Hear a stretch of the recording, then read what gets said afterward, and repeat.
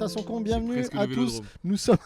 En vrai, il fait pas trop chaud, on est bien. On est très bien. C'est moins violent qu'hier soir à Toulon. C'est beaucoup moins violent. On est passé quand même de 45 degrés à 25, ce qui est pas mal. Je dis 20 degrés d'écart, ça fait mal. On est en direct de la librairie Tsundoku à Marseille. Merci de nous accueillir ici. On peut s'applaudir un petit peu quand même. Let's go. Pour ce premier live ici en direct de la librairie. Je ne suis pas seul, même si je vais faire un petit peu le conférencier autour de cette table. On a quand même des grands noms avec là-bas. Je vais commencer par Sing Pighead. Comment ça va mon copain? Oui, toi. T'as pas de micro? On a un non, micro mais pour deux, c'est ça? Ok. On est très proches, donc qui est illustrateur, tatoueur, j'en j'en passe et des meilleurs, tout ça rime, c'est fantastique. Merci, comment tu vas Nico? Bah bien et toi? Ouais, ça va super bien, très heureux de t'avoir avec nous. Enfin? On se rencontre, on s'est déjà rencontré hier, mais c'était une première fois. Ça fait très plaisir de t'avoir ici autour de cette table pour parler, je vous le disais il y a quelques instants, de la thématique de Berserk, de cette sortie du volume 42, qui a son importance quand même, on en parlera tout à l'heure, donc merci d'être avec nous. Et là on peut d'ailleurs observer la cover. Quelle belle cover! Eh oui. Regardez-moi ça. On peut la montrer. C'est pas la meilleure en plus. Alors, si Berserk à l'encre des ténèbres. Si vous n'avez pas, donc c'est chez Faire d'édition, si vous n'avez pas encore eh bien, cet ouvrage, n'hésitez pas. Bah là, il n'y en a plus, donc attendez quelques jours quand même. C'était vendu. Il reste celui-là en fait. Mais il y a des beaux prints et tout. Alors pour ceux, ce qui est important aussi d'expliquer, c'est qu'il y a peut-être des gens qui vont nous regarder, qui sont de Marseille, qui ne savent pas nécessairement qu'il y a cet event ici en direct. Eh bien, n'hésitez pas à venir nous voir, n'hésitez pas à venir découvrir la librairie Tsundoku, puisque nous sommes encore là pendant quelques temps, j'ai envie de vous dire. Et donc, on se fera un plaisir de vous rencontrer et de parler autour de Berserk. Nico, tu n'es pas seul puisqu'il y a Sullivan. Eh oui, bonjour. Oui. Bah moi ça va, c'est un peu la maison ici. Donc, toi, t'es chez toi, tu joues à domicile, j'ai envie de te dire. Un petit peu, même si je passe pas autant de temps que je ici. Mais surtout un gros bisou à toute l'équipe qui a très bien travaillé ce week-end Berserk, qui a fait des décos magnifiques là dans le lounge, tout ça. Je suis très fier d'eux. Il y a du Berserk partout. Il y a des super du Berserk, des collections à regarder tout ça et c'est chiant. Parce qu'effectivement, là on était en train de dire il y a quelques instants, mais vous voyez sur cette table, il n'y avait pas tout le lot qui est fait en déco. Mais au Japon, avec les prix et tout, énormément de choses dans la bibliothèque, dans la librairie. Donc n'hésitez surtout pas, encore une fois, à venir nous voir. 49 Si tu peux te présenter un petit peu pour les personnes qui connaissent. Ouais. Bah du coup, je suis fondateur de cette librairie que je trouve ici présent, avec mon associé Thomas qui est quelque part par là, il est en train de vendre du Berserk là-haut, je pense. Mais là, je viens surtout avec la casquette de l'éditeur de manga en l'occurrence, et de fan numéro 1 de Berserk, c'est un peu disputé avec Greg. Et avec Alt un petit peu quand même, qui a écrit le bouquin et qui est un très copain à nous.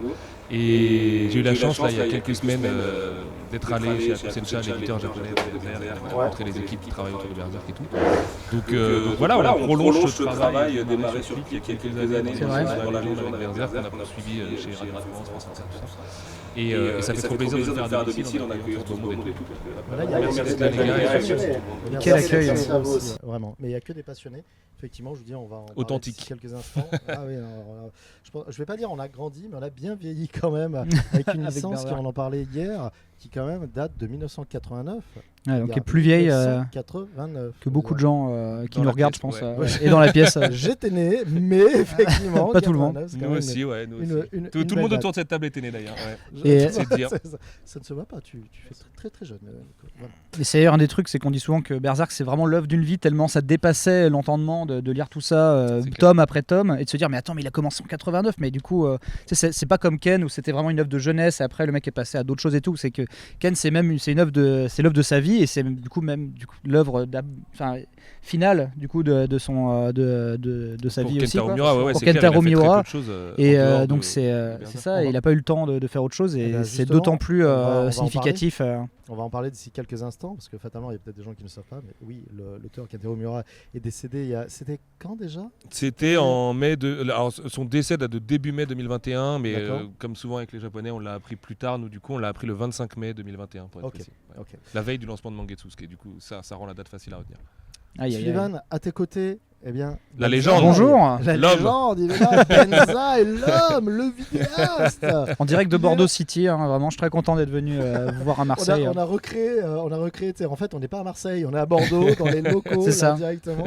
Merci Ben d'être avec nous ici dans le Mais studio. quel plaisir Ça d'être fait plaisir. accueilli. En plus, j'avais vu un petit peu les photos de la librairie, mais je me rendais pas compte à quel point c'était un lieu vraiment de rêve, quoi. C'est vraiment abusé. Genre, je sais que tu t'es fait plaisir sur tous les aspects.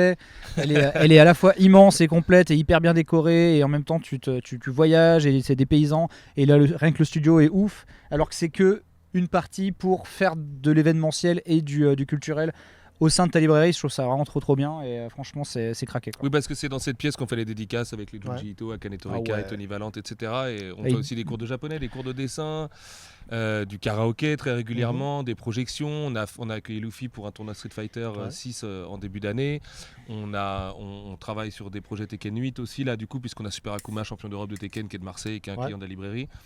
Et ouais, c'est un lieu qu'on aimerait exploiter plus souvent, en fait, parce que voilà, après on est une toute petite équipe, et je les embrasse très fort parce que j'ai vraiment la meilleure équipe du monde. Mais on peut pas tout le temps faire des événements comme ça, il faut aussi trouver les occasions. Là, la sortie du tome 42, c'était l'idéal. Ouais. Ça faisait vraiment que je voulais faire venir Ben. Nico Ouais. était venu l'année dernière parce qu'il avait rencontré Junji Ito, il avait pu Ouais. lui offrir un petit cadeau et tout ça l'année dernière. Bien Mais, sûr. euh, Belle mais, rencontre alors. Impressionnant. C'est très cool. Très cool. Ouais. non, il est adorable et Ouais. tout. Il demande régulièrement des nouvelles de Nico et tout. C'est Nico-san, tu vois. Et est voilà, fan il de est ton chat. ouais, Ah, ok, ouais. très bien. On peut peut-être dévier, si vous voulez, ce live sur le On chat va- de Nico qui s'appelle Capitaine, qui fait 1 mètre de long, qui est absolument incroyable. Mais c'est un chat, tu es sûr de ça? C'est un chat berserk en fait. Un chien-chat très cool, très gentil et très nerveux aussi. Surtout. Non. Très bien. Il est très métal son chat. On est en direct ici avec un public, pareil, ça c'est Et cool, oui, merci vraiment. à vous, hein. On Grave. le disait tout à l'heure, il y aura des questions-réponses, vous n'hésitez pas, on a des invités, vous aimez aussi Berserk, vous n'hésitez pas à poser vos questions. Dans tous les cas, on est tous passionnés ici, on essaiera vraiment de parler de l'œuvre de Kentaro Miura. Bien entendu, tout n'est pas rose dans l'œuvre de Kentaro Miura, donc on sait qu'il y a des enfants avec nous, on sait qu'il y a peut-être aussi d'autres personnes qui seront sensibles sur les lives, donc voilà, on va se faire ça très tranquille, très chill. Une petite trigger warning quand même, hein. Comme Bien sûr. ça va être une discussion un peu à la volette, Ouais. il est possible qu'on débatte un moment de certaines agressions. J'aime bien Bien sûr. Ouais, voilà. ce qualificatif parce que c'est réel, quoi. C'est important parce qu'effectivement, il y a débat. Donc ça, c'est quelque chose dont on va parler d'ici quelques instants. Mais avant, justement, d'entamer les hostilités avec l'univers de Kentaro Miura, justement, de Berserk, moi, je voulais savoir votre première fois, comment vous avez découvert l'œuvre de Kentaro Miura. On peut commencer, si tu veux, avec toi, Nico. Ah oui, c'était pas si longtemps que ça, c'était il y a 15 ans. Il y a 15 ans, ok. Quand même. Bah, t'es pas cool. La boulette. Non, oui, c'était il y a 15 ans, j'étais encore étudiant dans le sud, à Toulon. C'était une ex de l'époque qui m'avait montré ça, elle me dit tu verras c'est très cool, c'est violent. Et effectivement oui, ça m'a pété la tronche. Ouais. Et il y avait que 20 tomes à l'époque, je crois, ça s'arrêtait bien après l'éclipse, mais ça m'avait vraiment mis... Ouais, ouais. Et Là, tu parles de l'édition Glénat, toi, en fait. Ouais, ouais, toi, tu as la découvert avec première. Glénat qui avait déjà... Et après réédité le j'avais lâché l'affaire, parce que ça sortait tous les 2 ans, un truc comme ça, enfin c'était très long la parution. Mhm. Et après j'ai tout repris 2-3 fois de suite pour tout reprendre comme il faut, quoi. Mais ouais, c'était trop bien. Ok. Qu'est-ce que tu as aimé, justement, dans l'univers, toi, de Berserk? Bah, c'était la première fois que j'étais confronté à un manga aussi cru, et surtout dans le côté un peu médiéval que je connaissais Ouais. pas avant dans les mangas. C'était assez nouveau, je trouve. Moi je viens de Dragon Ball, donc toi, pour Ouais, moi, bien c'était des années Ah oui. lumière. Oui, tu étais très shonen et... Oui, voilà. Puis déjà, tu vois, la naissance de Guts qui tombe des entrailles de sa mère, tu fais. ouais, C'est d'accord. dégueulasse, Putain, ça. On va se marrer, quoi, pendant. bah oui, pendant Et, 42 tomes, ça va être la j'avoue que fête, parfois, ça m'a un peu tombé des mains. Il y a des trucs, Ouais. je fais, je peux pas trop dire ça, tu vois. Même dans le métro, quand j'étais à Paris, je m'en souviens très bien. Je lisais le tome de l'éclipse avec Casca. Je fais, non, je peux pas. Tout le monde me regarde dans le métro. Ouais, Mais bon, Je voilà. passe, je- Mais je ça peux reste comprendre. indifférent, quoi. Donc c'est ta première fois, il y a 15 ans, avec l'univers de Berserk. Alors, Ouais. tu découvres cette œuvre de Dark Fantasy. Ok, très bien Nico. Sully, toi? Moi, c'est pareil, j'ai dû m'y reprendre à plusieurs fois. C'était au collège ou au lycée. En fait, j'ai toujours été fan de manga, mais Ouais. pareil, grandi avec le Club Do, Senseiya, Dragon Ball à mort. Et en fait, en arrivant au lycée, sur internet, j'ai des souvenirs des premières pages, lespointsfree.fr, tout ça, AOL et tout, de gifs de Berserk en fait, de l'animé de 97 de fait, et d'être marqué vraiment par le design de Guts et par cette grande épée en fait, puisqu'en plus en 97 c'est l'année de FF7, donc pour moi la grande épée c'était la Buster Sword de Cloud qui en fait est un hommage à Berserk. Et je me disais mais qu'est-ce que c'est que ce truc et de ça, et au collège j'ai lu les premiers tomes, genre les 2 premiers. En fait, je lisais Bastard. Avant, j'avais un pote qui était ultra fan de Bastard. Bien sûr. Donc, j'avais déjà un petit peu l'initiation au seinen et tout. Mais comme Bastard part vraiment en cacahuète quand il commence à se taper contre Dieu, à faire du 1v1 face à Jésus et tout, j'étais là genre ouah. Ça part loin. Je les ai lus aussi. C'est vrai, je me rappelle. Oui, ça va très très loin. Bastard, puis l'auteur est complètement. Dernier volume, va très très loin effectivement. Et en fait, j'ai lu les 2 premiers Berserk avant, donc édition Glénat, avant le début de l'âge d'or.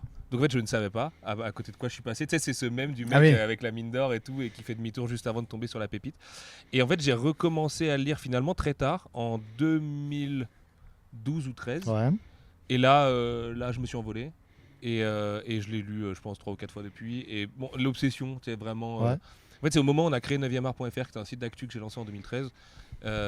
Juste avant, je lis Berserk, donc ça m'a pris, je sais pas, 2 mois, tu vois, à binger le truc. Et on était au tome 37, si je dis pas de bêtises, à ce moment-là. Donc on était déjà assez loin dans l'histoire en fait. Et la tarte ultime et tout rattraper, les animes, le jeu Dreamcast, le jeu PS2, bien sûr. tout ça, les animes. Et voilà, et depuis c'est dans mon panthéon des tout meilleurs mangas ever. Et Miura est un auteur qui m'obsède et tout ce qui tourne autour de Berserk m'obsède, même si j'ai des réticences face à ce que c'est un peu devenu avec le 42, mais on en mais c'est intéressant ce que tu dis, Sully, on va en reparler d'ici quelques instants. Ben, toi? Moi en fait j'étais très marqué à l'époque, je savais, c'était un espèce de souvenir latent que j'avais parce que j'avais vu dans Player One des visuels de ce fameux premier tome un peu Zoulou qui est sorti en mode traduit à l'arrache avec des mecs qui avaient un peu zoulouté les droits. J'ai pas tous les tenants aboutissants, Samouraï ou je sais pas quoi. Oui, c'est la première, c'était Samouraï. Ensuite, il y a eu Dynamix, c'est ça. Et après Glénat. Où il y a eu 5 volumes. Parce que nous, on a eu les 7 volumes, Dynamique, nous on les a eu avec mon grand frère et tout. On était à fond parce que, tu sais, dans les années 2000, il y avait un peu cet âge d'or d'acheter des DVD pas très légaux, mais en convention, pignon sur rue, tu vois. T'allais à Angoulême, il y avait un stand, ils disaient ah mais Evangelion, moi j'ai toute la série pour 10 balles. Made in Sud-Est de la France. Ouais, c'est ça. Et vous voyez, c'est sous-titré en chinois. Vous allez voir, c'est ultra cool. Et moi, j'ai avant qu'il y ait tous les trucs en streaming et le grand âge d'or du piratage, t'achetais genre Evangelion pour 20 balles, t'avais un coffret DVD chinois que personne n'avait vu, mais les sous-titres étaient en anglais. Et en fait, Berserk, on l'a eu comme ça avec mon grand frère. Et c'est comme ça que j'ai découvert Vampire Hunter D, plein de trucs, tu vois, assez cool. Mais c'est une façon bizarre de consommer le manga.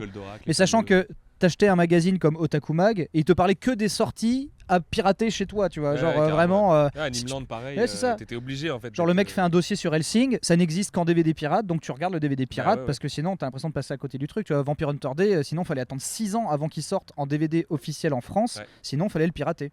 Donc moi j'ai beaucoup connu comme ça, et donc Berserk, mon frère en fait. Est-ce que Berserk est sorti en VHS, tu t'en souviens? Il n'y a pas eu de sortie VHS. Il n'y a jamais eu de sortie VHS de Berserk. Non, ça doit être un collector épique, les VHS japonaises. Ah bien sûr, c'est clair. Tout du moins, oui, chez nous, il n'y a jamais eu de sortie de VHS. Oui, au Japon c'est sûr que oui, mais. Je sais pas si ça existe en laserdisc, parce que je pense profiter de visuels vraiment phénoménaux.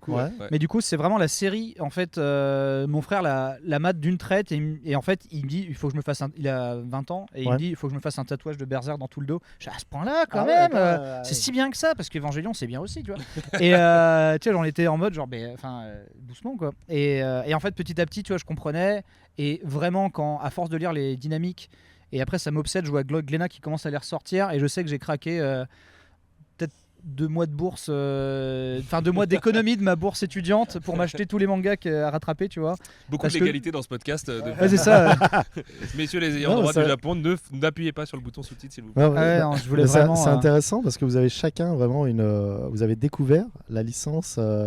Très différemment. Et le fil rouge, c'est l'obsession, je pense, de vraiment, il faut que je rattrape tout, il faut que je vois tout, et bien savoir. Et bien, c'est exactement ça, Ben, parce que moi, c'est différent, c'est qu'un jour, j'étais chez un ami et on fait de la Dreamcast, on joue à la Dreamcast. Et là, il me sort un jeu, il me fait parce que je suis assez fan de beat'em all, il fait moi j'en ai un et tout, ça s'appelle Sword of the Berserker et tout, je fais let's go et tout, et on y joue, je fais attends, c'est vachement cool tout ça, et là il me fait moi j'ai des mangas aussi de la licence, et je fais ok, mais ça veut dire que ça existe en manga, je fais d'accord, donc c'était les premières éditions, je fais mais attends, ça a l'air ultra bien. Sur ce, il me dit c'est vraiment cool et tout. Japon, ça marche super bien. Je fais d'accord. Ça a l'air. Moi, j'aime bien le Medfan. J'aime bien la dark fantasy. Je me dis, soyons francs, à l'époque, à notre époque, quand je joue au jeu Dreamcast, il y a pas. Tu parlais de Bastard il y a quelques instants. Bon, Bastard, c'est du Shonen Spirit quand même, quoi. Tu vois, on n'est pas dans du Berserk. Donc je fais d'accord. Et là, il me dit, il y a plus tard, ben non, c'était même dans ces années-là, il y a une série. Je fais OK, il y a une série. Très bien. Je regarde cette série qui est donc 97 ou 98, 97. Je regarde et là, je me dis, mais c'est complètement ouf. Et en fait, ce qui s'est passé, et tu parlais d'obsession il y a quelques instants, c'est qu'en fait. Donc on est dans la légalité. Il y a le bon. Okay. Malheureusement. On a mis longtemps à l'avoir, Berserk 97 en France. Maintenant, on l'a dans des très bonnes conditions. Elle est ressortie en j'ai un coffret Blu-ray. Oui. Même sur Netflix, ils sont en HD de giga, super propre, trop beau. Et la musique est incroyable. Et du coup, je suis comme ça, et je regarde, et je me fais, putain, mais c'est génial. En tant que fan, tu vois, rôliste, en tant que fan de fantasy et autres, je me dis, mais putain, du manga en animé autre que Chronique de la guerre de Lodos, ça existe et ça pète. Sauf que, eh bien, vous le savez, l'animé s'arrête à un point charnière vraiment de la licence. Ça vous explique, c'est l'âge d'or, ça nous explique en fait le début et pourquoi. Et ça s'arrête là. Et en fait, dans ma tête, je me dis, c'est pas possible. C'est impossible. C'est impossible que le manga s'arrête comme ça. Et mon pote m'explique, il fait, mais non, mais le manga, après, il continue, il y a encore autre chose. Et je fais, pardon. Et du coup, eh bien, comme tout gros pigeon fan de manga, j'ai décidé d'acheter tous les tomes en japonais pour pouvoir. Ah ouais. Oui. Donc en fait, j'ai tous les tomes jusqu'au volume. Derrière, je crois, alors pas tous, hein, mais jusqu'au volume 26 ou quelque chose comme ça, en japonais, parce que je voulais absolument, je vous promets, quand il parlait d'obsession il y a quelques instants, c'est totalement ça. Je voulais absolument savoir, pour ceux qui n'ont peut-être pas vu, qui connaissent qui connaissent la licence, le manga tout du moins, mais qui n'ont pas vu l'animé, sachez que quand vous regardez, c'était le 26e épisode, hein, il y a 26 épisodes il me semble, quand vous regardez comment se termine le 26e épisode, vous dites c'est pas possible. C'est impossible. Ah, c'est un très crève-cœur. Du coup, je me suis dit, voilà, je veux absolument savoir ce qui se passe après. Et j'ai acheté les autres volumes en japonais, parce que ce n'était pas sorti en français, bien entendu, pour connaître la suite. Et là, je me suis dit, mais ce qui se passait après, c'était encore plus fou. Et j'étais vraiment. Il y a des bas, il y a des bas. Ah oui, il y a des arcs qui sont un peu. Moi, j'aime beaucoup l'âge d'or, mais on va en débattre. Moi, j'aime beaucoup cet arc-là. Et je trouve que c'est peut-être l'un des meilleurs arcs. Mais après, il y a vraiment des arcs que j'aime beaucoup quand même. Et notamment en termes de maturité de dessin et autres. Enfin bref, voilà. Ça, je pense que c'est chacun. Oui, puis ça s'étale sur 30 ans, donc. Bien entendu. Voilà. C'est aussi l'évolution d'un auteur et l'évolution de ses propres obsessions. Mais moi, c'est ma première découverte vraiment de Berserk. J'ai commencé avec le jeu, l'anime et ensuite le manga.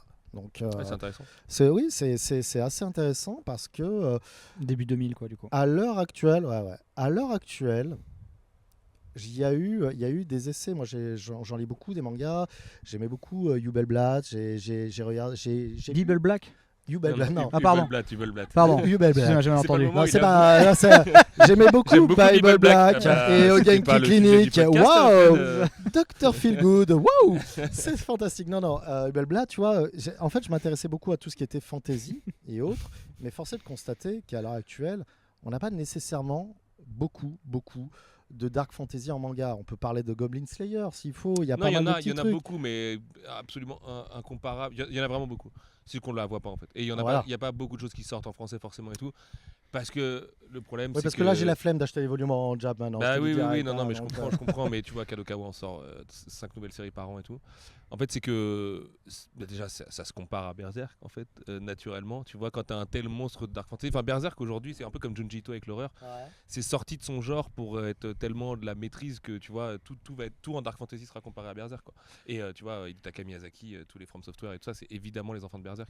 Mais si vous voulez jouer à Demon's Soul et autres, c'est bien de citer Yubelblatt, mais il n'y a pas beaucoup de très bons mangas de Dark Fantasy depuis 20 ans en fait. Mais ça s'explique, hein, c'est un genre fondamentalement occidental aussi, avec des codes très occidentaux, très médiévaux et tout ça. Alors, et un peu c'est aussi la magie du Japon de les réinterpréter à leur sauce. Mais pour vous, quels sont les points forts? Pourquoi, justement, depuis 30 ans pourquoi depuis 30 ans T'as 8 heures là devant toi.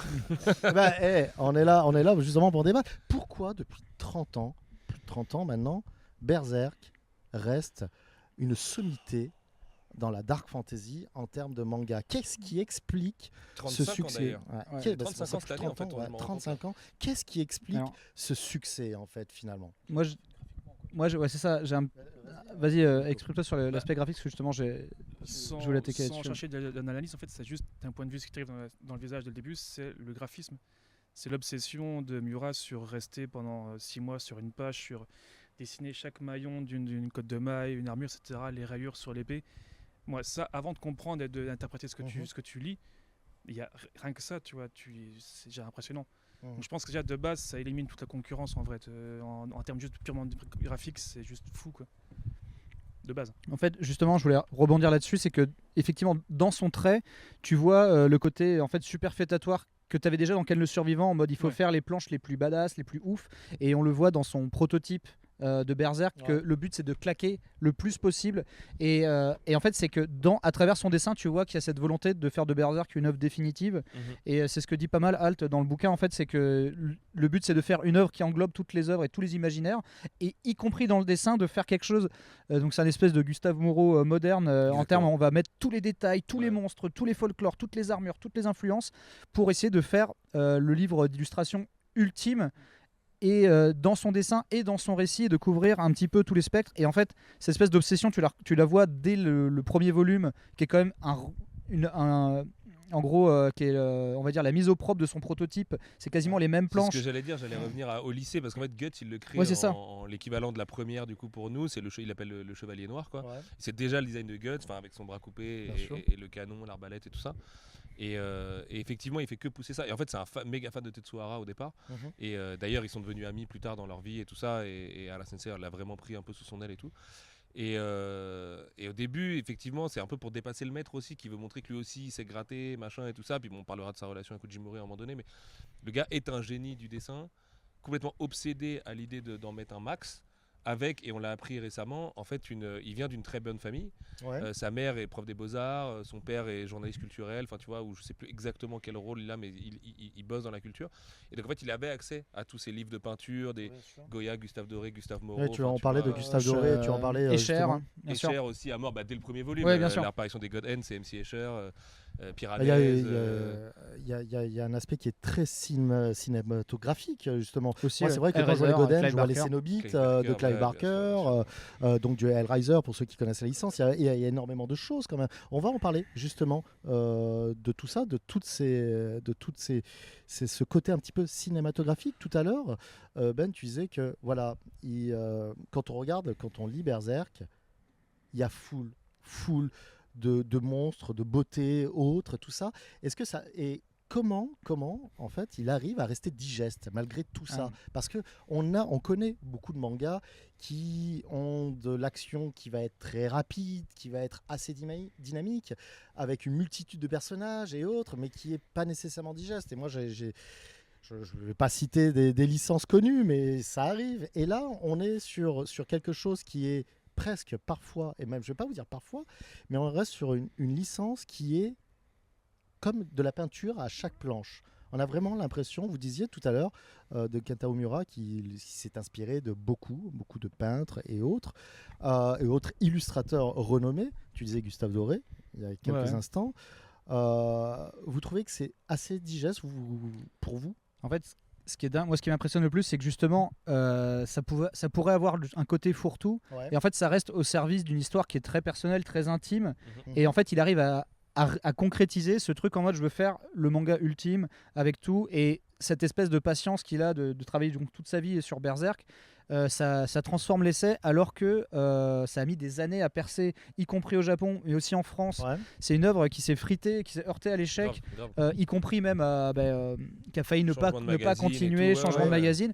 Et donc en fait tout ça tu le portes, et même la façon dont lui-même voit ses propres rivaux et amis dans la vraie vie, ça transparaît dans Berserk. Et en fait c'est à la fois une œuvre très intime et en même temps un espèce d'artbook ultime de tous les imaginaires, et avec un dessin qui essaie d'être inattaquable. En fait, ce qui est marrant, c'est que quand tu l'ouvres le premier bouquin, tu vois plein d'erreurs, tu vois plein de trucs d'immaturité dans l'anatomie, etc. Et petit à petit, il ne fait que s'améliorer. Alors que c'est ça le truc de ouf, c'est que Ken, c'était vraiment la leçon. Alors qu'à côté, tu vois, Jojo Bizarre, c'est pareil, ça pétait un plomb au niveau de l'anatomie dès le début.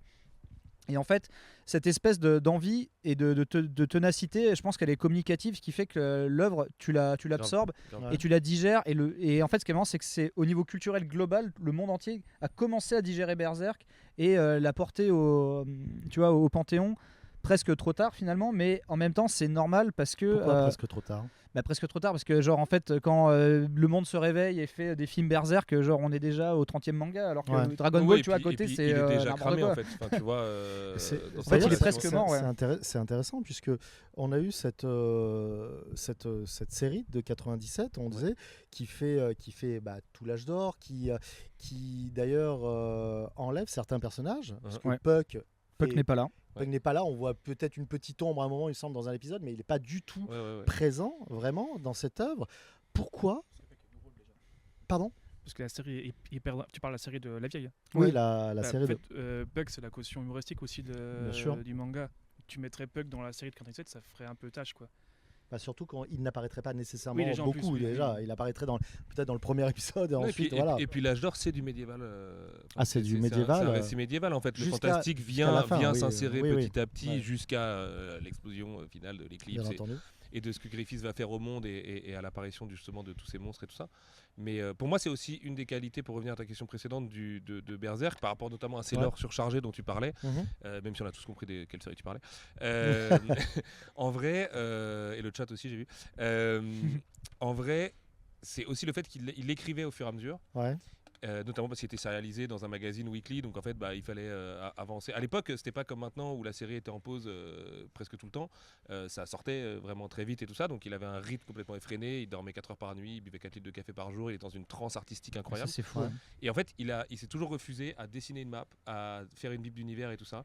Il a juste créé son univers par le point de vue de Guts, en avançant, en ayant cette règle de au début il n'y avait pas trop de monstres et de fantastique et tout ça, et finalement c'est par le biais de Griffith que tout ça est arrivé. Je vais vous le raconter à travers l'âge d'or et le destin de ce personnage qui naît des entrailles de sa mère pendue à un arbre et tout ça. Enfin voilà, c'est de l'horreur absolue dès le départ dans la vie de Guts, ce qui lui arrive avec Gambino aussi quand il est petit et qu'il est enfant soldat et tout ça. Et en fait il avance petit à petit, porté par une transe de malade de ce que les mangaka peuvent ressentir. Tu sais, il était dans la zone pendant plusieurs années en fait. Et ce qui se ressent à mort dans son dessin, et voilà, parce qu'il a atteint des sommets incroyables, son style et tout. Parce qu'on parle d'un truc aujourd'hui, à la fin de sa vie, il était en numérique et tout, donc il pouvait corriger des erreurs. Là, à l'époque, les originaux existent. Les planches telles qu'on les voit nous, elles existent en vrai, sont rangées dans un pauvre placard au Japon. Et le mec, il te pondait ça, plusieurs planches par jour. Enfin, faut se rendre compte de la performance du mec, c'est irréel, c'est un mutant, Kentaro Miura à cette époque-là, quoi.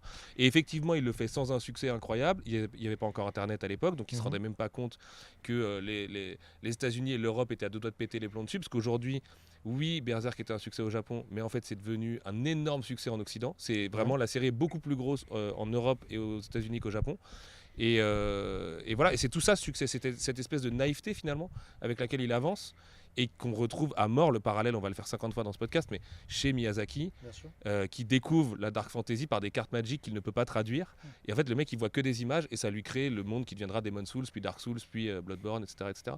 Et il y a beaucoup de parallèles entre Miura et lui. Et Miura avait un accès à des beaux livres d'art de ses parents et tout ça. Et Bauer, tu vois, on en parlait bien sûr, et à plein d'autres auteurs. Et du coup, c'est même pas relou parce qu'en fait, les références, si tu les as pas, tu t'en fous. Tu vois, il y a plein de gens qui voient pas qu'à un moment, il y a un tableau de Goya qui est repris tel quel, que machin. Et c'est pas grave. Le bouquin d'Alt est génial parce que c'est presque un listing de toutes les références qu'il va invoquer.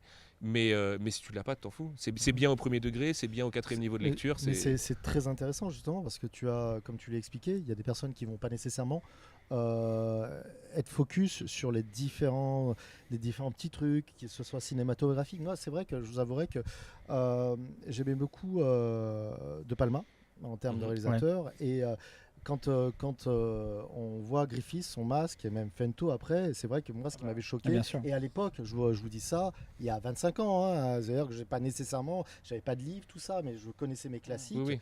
Quand je parlais des Cénobites il y a quelques instants, et c'est vrai que moi, ça m'avait choqué de voir Griffiths avec son masque en disant putain, mais on dirait Phantom of the Paradise. Est-ce que c'est vraiment, il a été influencé par ce film? Est-ce qu'il y a vraiment d'autres influences? Parce que j'ai pas non plus la science Mais infuse. comme Toriyama quand il fait Terminator, comme tu Ouais, vois, bien sûr, ouais. ça se faisait Avec beaucoup. le Le Japon Schwarzenegger, était ouais. très ouvert vers l'Occident dans les années 80. On l'a perdu dans les années 2000, mais le Japon se tournait vraiment beaucoup vers les Ah États-Unis.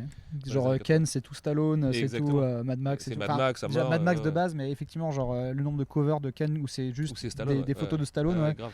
Et, il est à fond quoi.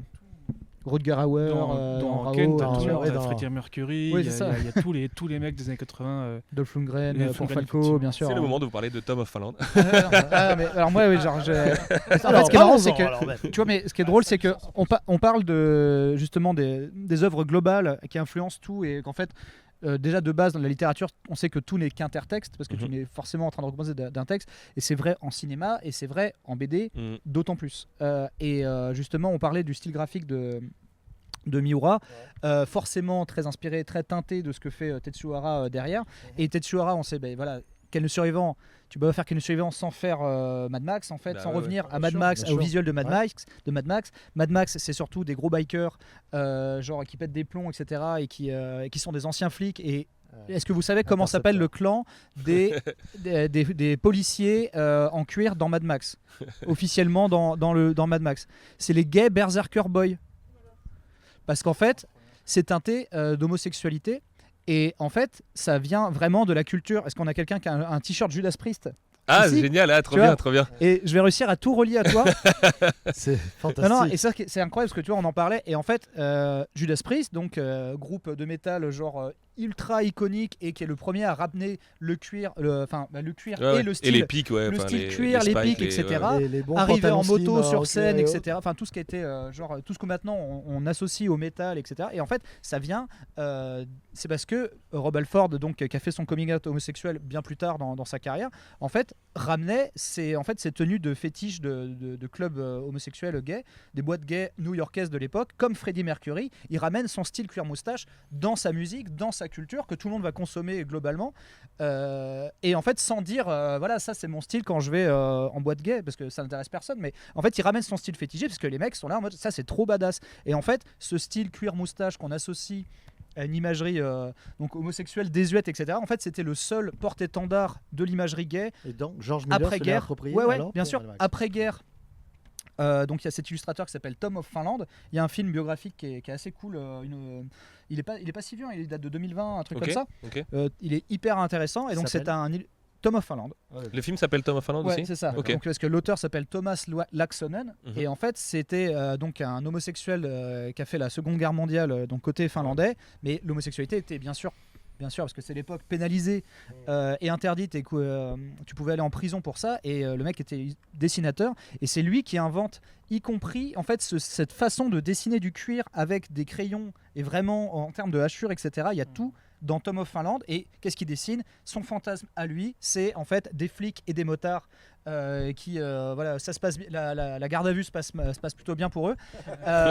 Et en fait, ce truc-là devient, si vous voulez, c'est publié dans la première revue homosexuelle, un peu le Playboy homo de Californie. Et en fait, ça devient une icône absolue parce que, genre, en fait, tout le monde se réapproprie ce fantasme-là, des bikers et des motards et des flics. Et donc, en fait, ça devient le point de rencontre des boîtes gays new-yorkaises où là, du coup, il y a le style cuir moustache qui est récupéré par Judas Priest, par Freddie Mercury, et qu'en fait, qu'on va retrouver du coup dans le. Chez Tetsuo Hara, Voilà. et donc Chez derrière George Miller forcément, dans les premiers Mad Max avec ce clan-là, et du coup, qui est récupéré dans Ken le Survivant, et du coup, qui est récupéré aussi un petit peu.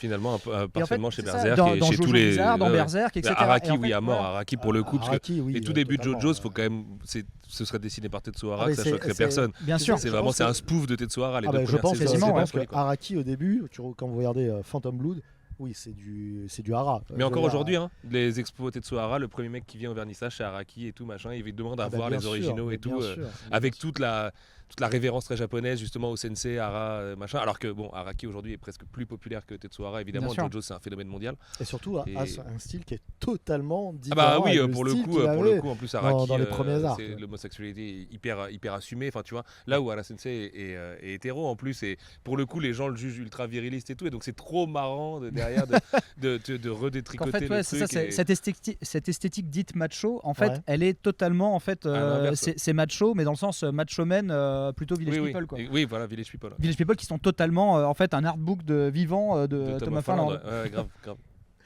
Bonne digression, allez, c'était la première. Non, c'est une digression que je juge importante parce qu'en fait, je t'en parlais, genre, il y a des gens qui disent ah ouais, mais attends, genre Araki c'est pas vraiment gay, mais en fait si, c'est de l'imagerie qui vient de l'iconographie homosexuelle. Il y a le même débat sur Berserk. Il y a quelques années, il y a une shitstorm de gens qui te disent il n'y a aucune relation crypto-gay entre Griffiths et Guts. Désolé les mecs, relisez le truc, surtout que Miura. Pas trop sûr. Et puis Miura est un énorme fan de shoujo. C'est totalement un shoujo. Oui, c'est totalement un boys love. Peut-être pas dans les deux sens, mais. Mais si, mais en fait, pour moi, c'est tellement une histoire d'amour non dite, justement très japonaise en fait, finalement. C'est de la bromance. Est-ce que c'est pas l'inventeur de la bromance? C'est très pudique.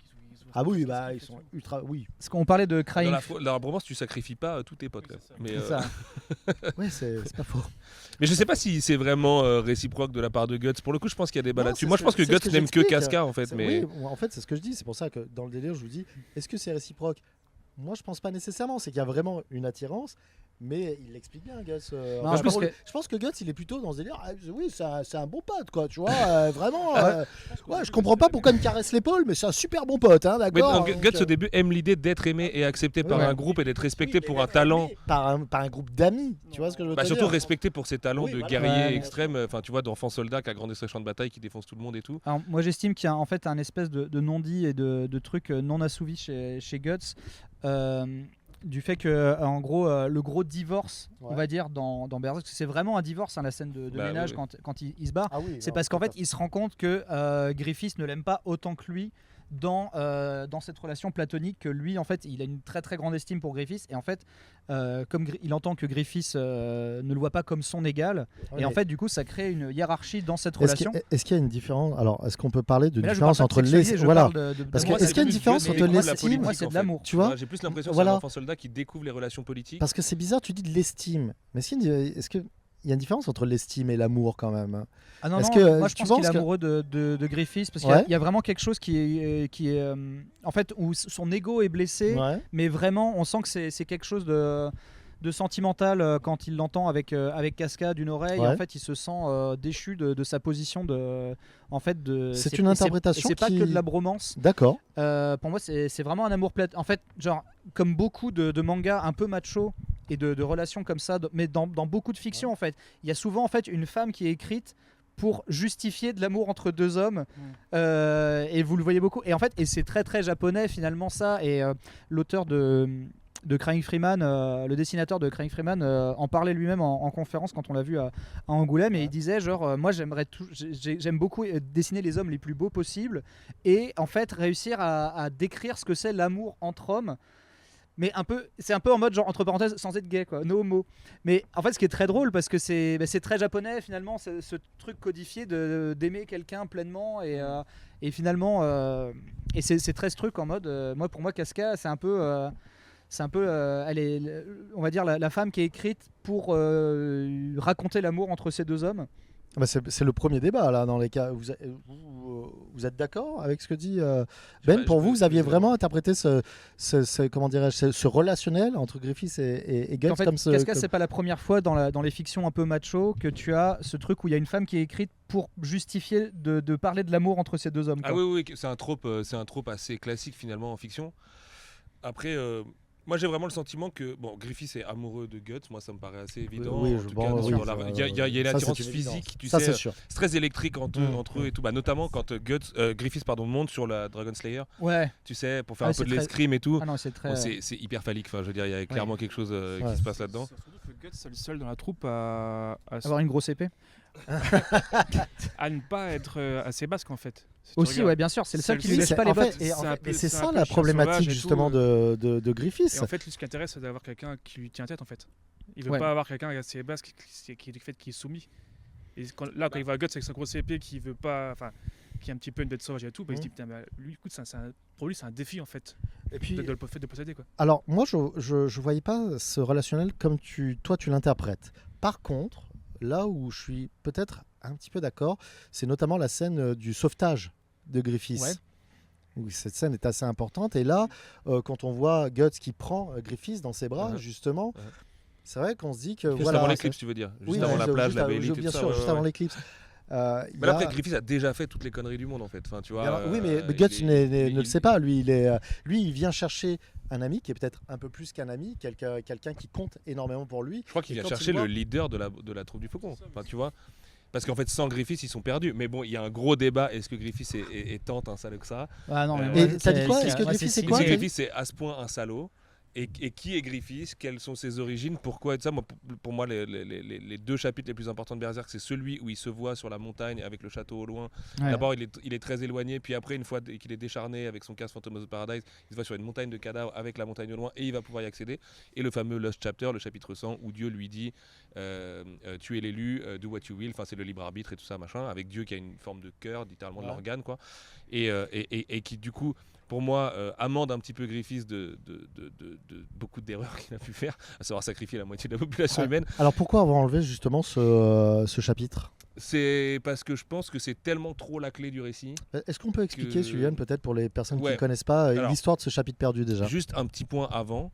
Je trouvais hyper intéressant ce que tu disais, Nico, sur le fait que Griffiths voit le refus de Guts. En fait, Griffiths est choqué quand Guts lui dit je m'en vais. C'est le fameux moment où ça se passe avec la princesse Charlotte et tout ça. C'est la première fois. Guts, il est, donc ils sont tous là avec leurs apparats, les belles soirées, les machins. Et Guts, il dit je m'en bats les couilles de ça, moi les gars, je suis un guerrier. Je veux être posé contre mon arbre avec ma Dragon Slayer et tout. Moi, cette vie-là, elle est pas pour moi. Tu as réussi à obtenir ce que tu voulais, à savoir le pouvoir. Et ben écoute, très bien. Par contre, je m'en vais parce que j'ai pas grand-chose à faire à tes côtés. Griffiths ne le supporte pas. Il ne veut pas perdre l'homme qu'il aime et qu'il a jamais réussi à conquérir et qu'il n'arrivera jamais à conquérir de manière amoureuse. Parce qu'en fait, c'est juste son chien d'attaque, tu vois, et c'est pas autre chose. Et en fait, Griffiths pète littéralement les plombs à l'idée que ce mec puisse lui dire je m'en vais, tu vois, parce que c'est renier le pouvoir de l'empereur qui souhaite devenir et tout ça. Alors que Guts n'a même pas conscience, à mon avis, de l'impair qu'il commet auprès de Griffiths en lui disant ça. Il est plus déçu de quitter les autres gars de la troupe du Faucon et Casca, avec qui il boit des coups pendant que Griffiths est avec les politiques le soir quand ils font des pauses. Et ça, pour moi, c'est hyper important parce que je crois que c'est ça qui fait que Griffiths va chuter lentement ensuite derrière en allant coucher avec des rois, enfin en se laissant abuser par des rois. C'est une longue descente aux enfers ensuite après. C'est pour ça que je dis qu'il a une réaction de rupture en fait. Il a une réaction post-rupture sentimentale. D'autodestruction. Alors ça c'est clair. Enfin, ça, on voit bien que oui, le mec subit une rupture, quoi. Exactement. Tu vois, ça, il y a aucun souci. C'est juste le côté savoir si tu disais tout à l'heure, si Guts a aussi des sentiments, des sentiments pour Griffiths ou pas. C'est là le débat. Si on parle que de l'âge d'or, non. Enfin, pour moi, non. Moi, je dirais non, mais après... Il a un respect infini pour les sacrifices que fait Griffiths parce que c'est un guerrier hors pair vu qu'il lui résiste. Mais moi, je le vois comme ça, moi, en termes de relationnel. Qu'il y a quand même cette scène où ils combattent tous les deux Zod, qui est pour moi, pareil, une des clés absolues de l'œuvre, où ils combattent côte à côte et ils sont aussi forts l'un que l'autre et ils s'entraident et tout ça. Et où Griffiths se moque un peu de lui parce que la Dragon Slayer passe pas entre les colonnes et tout. Enfin voilà, il y a cette espèce de complicité magique entre les deux et où il lui dit bah tu vois, être un bourrin, c'est pas toujours la bonne solution. Et évidemment que ça, c'est hyper précieux aussi dans leur relation, quoi. Après, je crois que Guts respecte vraiment le sacrifice que fait Griffiths, le sacrifice politique et tout. Il ne veut juste pas de cette vie-là. Lui n'a aucune conscience que Griffiths est amoureux de lui, en fait. Je pense qu'il ne s'en rend vraiment pas compte. Lui, il ne veut que Casca, parce qu'en fait, il découvre l'amour avec Casca, il découvre l'amour charnel avec Casca aussi. Enfin, il redécouvre l'amour charnel, en tout cas, le vrai amour charnel, voilà. Et les relations sexuelles, etc. etc. Et en fait, il a vraiment pas conscience de ces sentiments-là. Et après, post-Âge d'Or, il y a toute cette grande question qui revient et qui boucle 30 ans de Berserk jusqu'au tout dernier chapitre que Miura a fait de son vivant, où le Moonlight Child, attention, bouchez vos oreilles, les gens dans le chat. Ça va spoil, c'est ça? Le 41. Et dans la pièce, si vous n'avez pas lu le tome 41, bouchez vos oreilles. 1, 2, 3, c'est bon, j'estime que vous avez bouché vos oreilles. Où le Moonlight Child est Griffiths. Donc en fait, l'enfant issu du viol de Casca par Griffiths a des traits de Guts. Et Griffiths, enfin de Casca par Femto d'ailleurs, si on veut être précis. Par Femto, attention. C'est l'enfant de la renaissance de Griffiths aussi, parce que Griffiths a cette espèce de renaissance très christique et tout, il revient avant de créer Falconia, etc. etc. Et là, en fait, toutes les pistes sont brouillées. C'est-à-dire que deux mecs qui se croisent sur un champ de bataille au début, l'âge d'or, quand le monde est à peu près juste médiéval fantastique, enfin médiéval et vaguement fantastique, devient une relation père, fils, amant, ami. Ils sont tout à la fois. Si tu veux, ils sont vraiment liés par le destin, par la causalité, etc. Et c'est là où entre en jeu le Skull Knight, qui en fait incarne les deux personnages qui ont fait les mêmes erreurs quelques siècles plus tôt, puisque en fait le Skull Knight est le Griffiths de l'époque, Gaiseric et le Alors, premier Griffiths. intéressant ça. Le Skull Knight est le Griffiths de l'époque. Bien sûr, bien sûr. Mais en fait, le C'est Skull pas Knight le a Guts été de l'époque, c'est le Griffiths de l'époque. C'est les deux. En fait, c'est les deux. En fait, Gaiseric, l'empereur, ce qu'on en sait, en tout cas dans les très peu d'informations qu'on a sur lui, c'est un mec qui avait une puissance surhumaine à une époque barbare où ça suffisait pour devenir l'empereur. C'est Gengis Khan en fait. Tu vois, il était juste plus fort que les autres. Il a son cheval, il est trop balèze. D'ailleurs, on le voit, il a une tête un peu maya, machin et tout. Deux squelettes, donc évidemment que c'est lui le Skull Knight. Et en fait, lui, avec la force de Guts, fait l'erreur politique de Griffiths de céder son empire et son être a plus de pouvoir et devient un God End, un proto-God End plusieurs siècles plus tôt et tout ça. Et donc aujourd'hui on les connaît les God End, enfin Griffiths devient Femto, etc., le cinquième doigt de la main, etc. Et en fait, Skull Knight a payé tout ça, c'est la fameuse causalité, c'est le cycle, l'éternel recommencement, etc. Avec cette fameuse planche où l'on voit les ruines de temples et tous les sacrifiés. Ça, c'est le début de l'éclipse, mais oui, c'est évidemment lié. En fait, c'est ce que ça nous raconte, c'est l'éternel cycle de la chute de la civilisation par la quête de pouvoir, l'hubris et tout ça. Enfin voilà, pareil, un trope ultra presque suranné, mais en vrai qui marche à chaque fois. Et Skull Knight revient les avertir sans vraiment vouloir intervenir, puisqu'en fait rien ne peut stopper la causalité et ce cycle. Mais il incarne les deux. Et en fait, les deux sont une espèce de, comment on dit en science quand ça se sépare en deux, là, tu sais, une mitochondrie, c'est ça, non? Tu vois, et en fait, pour moi, Griffiths et Guts sont la mitochondrie de Skull Knight, tu vois. Et en fait, ça, c'est le destin, enfin, c'est l'histoire, tu vois. C'est l'histoire avec un grand H qui est destinée à se répéter. Les humains font toujours les mêmes erreurs parce qu'ils oublient l'histoire. Tu penses pas que c'est Zod qui est l'ex de Skull Knight? Vous allez beaucoup trop loin. Ah, putain, c'est génial. Beaucoup trop loin. T'imagines? En fait, c'est Zod le Guts. Toi, tu veux J'applaudis sans Non, parce que toi, t'as peut-être une théorie là-dessus aussi. Mais c'est là où on va trop loin parce qu'il a tellement pas donné beaucoup d'informations que t'es obligé de surinterpréter. Mais Skull Knight a évidemment une importance symbolique. Pour toi, Skull Knight, c'est un ancien God Skull Knight, End. c'était Gaiseric, ça, franchement, je pense qu'on peut ça, être certain à 99,9%. Mais pour toi, c'est un ancien God End. Gaiseric, c'est quelqu'un on qui a sait. sacrifié son peuple, qui a sacrifié du monde pour Point pouvoir... nerderie, dans le guidebook qui est sorti un peu avant la mort de Murat, donc rédigé par lui, validé par lui et tout ça, on apprend que Gaiseric a été un God End. D'une manière plus ou moins détournée ou quoi. Et donc il a fait partie de cette espèce de groupe de Cénobites dont on connaît même pas vraiment la nature. Bien sûr. C'est des mecs qui ont l'air de pouvoir voyager entre les dimensions, qui font de la géométrie impossible à la échelle. Ça n'a pas toujours été les mêmes. Mais en fait, c'est ça exactement. Ça, c'est un des trucs les plus excitants du dernier volume. Void, celui avec le squelette, lui, il a toujours été là. Il a toujours fait partie de tous les groupes de God End, a priori. En tout cas, il était dans les précédents. Mais on les voit autres, c'est des God nouveaux. End. Donc il y a un roulement. Il y a un roulement. Il y a un turnover. Mais vous savez que ça encore, on revient à Clive Barker par rapport à Hellraiser. Il y a aussi un turnover des Cénobites. le même concept. On ne sait pas les Cénobites. Mais c'était une de ses œuvres préférées, par ailleurs. Tu m'étonnes, avec le Léviathan et autres. Extrêmement crypto-gay, une fois de plus. C'est que du fétiche. C'est fétiche, cuir, Wallogan, ça, il n'y a pas de souci. Que du fétiche, le plaisir, on revient là-dessus. On revient là-dessus. Et Héros, Thanatos, tout ça. C'est ça. Comme dans Berserk. Totalement ça. De là à dire qu'il y aura un arc de Berserk dans une boîte de nuit avec un comme dans Hellraiser 3. Écoute, peut-être que Kojimori avec un God End DJ là qui balance des CD. En fait, il fallait que ça s'arrête. Avec une vielle à roue en fait, tu vois, parce que c'est quand même médiéval. Alors, pour revenir sur Berserk, c'est vrai que alors pour ma part, mais peut-être que vous pensez la même chose et autres, je trouve que la série c'est un peu édulcoré au fur et à mesure des arcs, au fur et à mesure de l'avancement du scénario qui fait... Alors, c'est pas du spoil, mais qu'un homme qui avait une fratrie, qui avait une troupe, perd tout, devient solitaire, s'ensuit des moments très durs, et va retrouver au fur et à mesure une famille, une fratrie. Et au fur et à mesure, c'est vrai que quand on regarde les arcs, qui suivent l'âge d'or, on voit qu'on est moins dans le cruel. Alors, il y en a encore, on est moins dans le vraiment très ténèbres et noir. Et Bah, surtout que tu peux pas aller plus profond finalement que ce qu'il a fait dans le 13. Enfin, Bien pour moi, entendu. j'ai rarement Mais, vu un manga aussi là, à part le Homunculus et désespoir, quelques bien sûr. trucs en Je manga. vous dis ça parce que il y a des gens qui parlent là-dessus en disant c'est bizarre parce que nous Berserk on aimait un petit peu ce côté très noir, ce côté froid et ça se perd au fur et à mesure des saisons. Qu'est-ce que vous avez à dire par rapport à ça?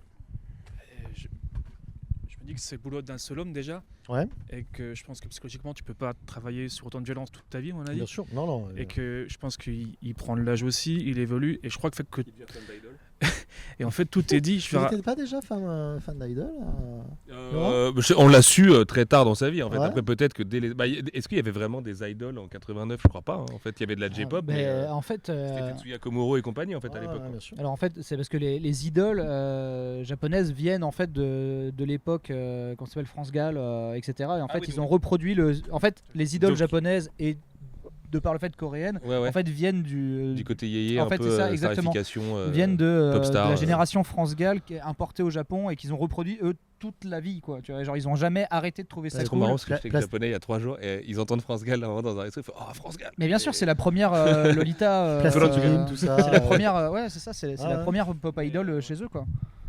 Non, mais du coup, ce que je veux dire, c'est que tu peux pas. Enfin, je ne pas juste du côté artistique ou même dans ta tête, tu peux pas toujours faire des trucs aussi violents tout le temps. Je pense Ouais. qu'au bout d'un moment, après, ça veut plus rien dire, c'est pas son sens.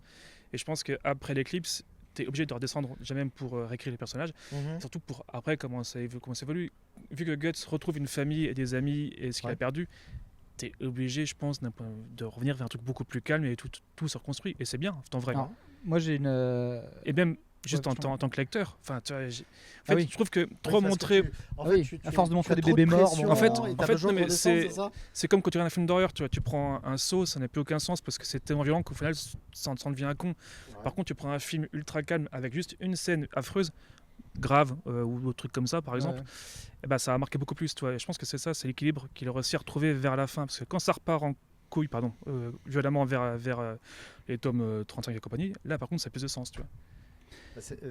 Alors, Ben, je te laisse Ouais. répondre à ça. Bah alors déjà, ce qui est sûr, c'est que tu as plus d'immaturité au début de Berserk, où genre, allez, je montre des enfants qui crèvent, etc. Parce qu'il y a la shock value, il faut faire le truc le plus dur à cuire Et possible. puis c'est Grim and Gritty parce que c'est les 80s aussi. Ouais, en fait. c'est ça, c'est les années une 80. époque, hein. Ouais, ouais. Maintenant, voilà, le mec, il devient de plus en plus vieux, il fait des respirations. Mais par contre, il y a quelque chose de plus insidieux qu'on voit pas forcément venir aussi, c'est que tu as cette guerre, Mhm. donc qui est un espèce de pinacle de l'action, heroic fantasy. Enfin, c'est vraiment, c'est le Seigneur des Anneaux 2, version japonaise, Ouais. remassée, resucée, darkifiée, dark soulisée, tout ce que tu veux. Et en fait, derrière, Tu dis entre Ganishka et Griffiths, du ouais, coup, c'est et ça. Falconia, et ouais. vraiment, tu as un pic. Tu t'as un- connais, c'est bon. T'as un pic en termes de bataille épique qui est très dur tu peux pas remettre une louche en fait. Ouais, ouais, ouais. Donc en fait, mais ce qui se passe après, et du coup c'est un parallèle Seconde Guerre mondiale si tu veux, ou Première Guerre mondiale, peu importe, plutôt Première Guerre mondiale par rapport à ce que je veux dire, c'est que de ce truc-là apparaît Falconia, qui est littéralement le rêve mouillé d'Hitler sur sa C'est cité clair. brutaliste, genre avec des aigles partout, machin bidule. Dans le dernier volume, sa femme dit genre ce serait bien qu'on s'occupe des orphelins, et il dit pourquoi pas des jeunesses hitlériennes, tu vois, comme ça on les endoctrine, etc. Et en fait, il y a quelque chose, tu vois, dans tout le récit, il y a cette espèce de malaise qui se crée en mode genre on est en train de faire une utopie pour les humains, mais il y a que des monstres dans les cuisines, tu vois. Ouais. Et ça, c'est le nazisme en fait, tu Ce vois. qui est vu avec. C'est pas Mais ouais, c'est Isidro, vraiment- comment Oui, il il s'appelle, parlait le- du C'est pour volume ça, 41, 42. C'est vraiment quoi. vers la fin, mais en fait, quand on peut trouver que Berserk ralentit dans ce truc-là en mode genre ouais, mais 2-3 tomes avant, il tuait 5 baleines par jour, Tu veux dire que l'horreur devient moins viscérale, devient plus mais insidieuse. Ouais, ok. Bah, dans la fameuse. Comment il s'appelle cet enfant qui était avec Guts et qui se retrouve avec Griffiths, qui est le petit frère de. Bien sûr, Ricard. Ricard, c'est ça. Ouais, Quand ouais. Ricard met une tarte à Griffiths parce qu'il a découvert qu'en fait dans les cuisines c'est effectivement une fabrique à monstres et tout ça.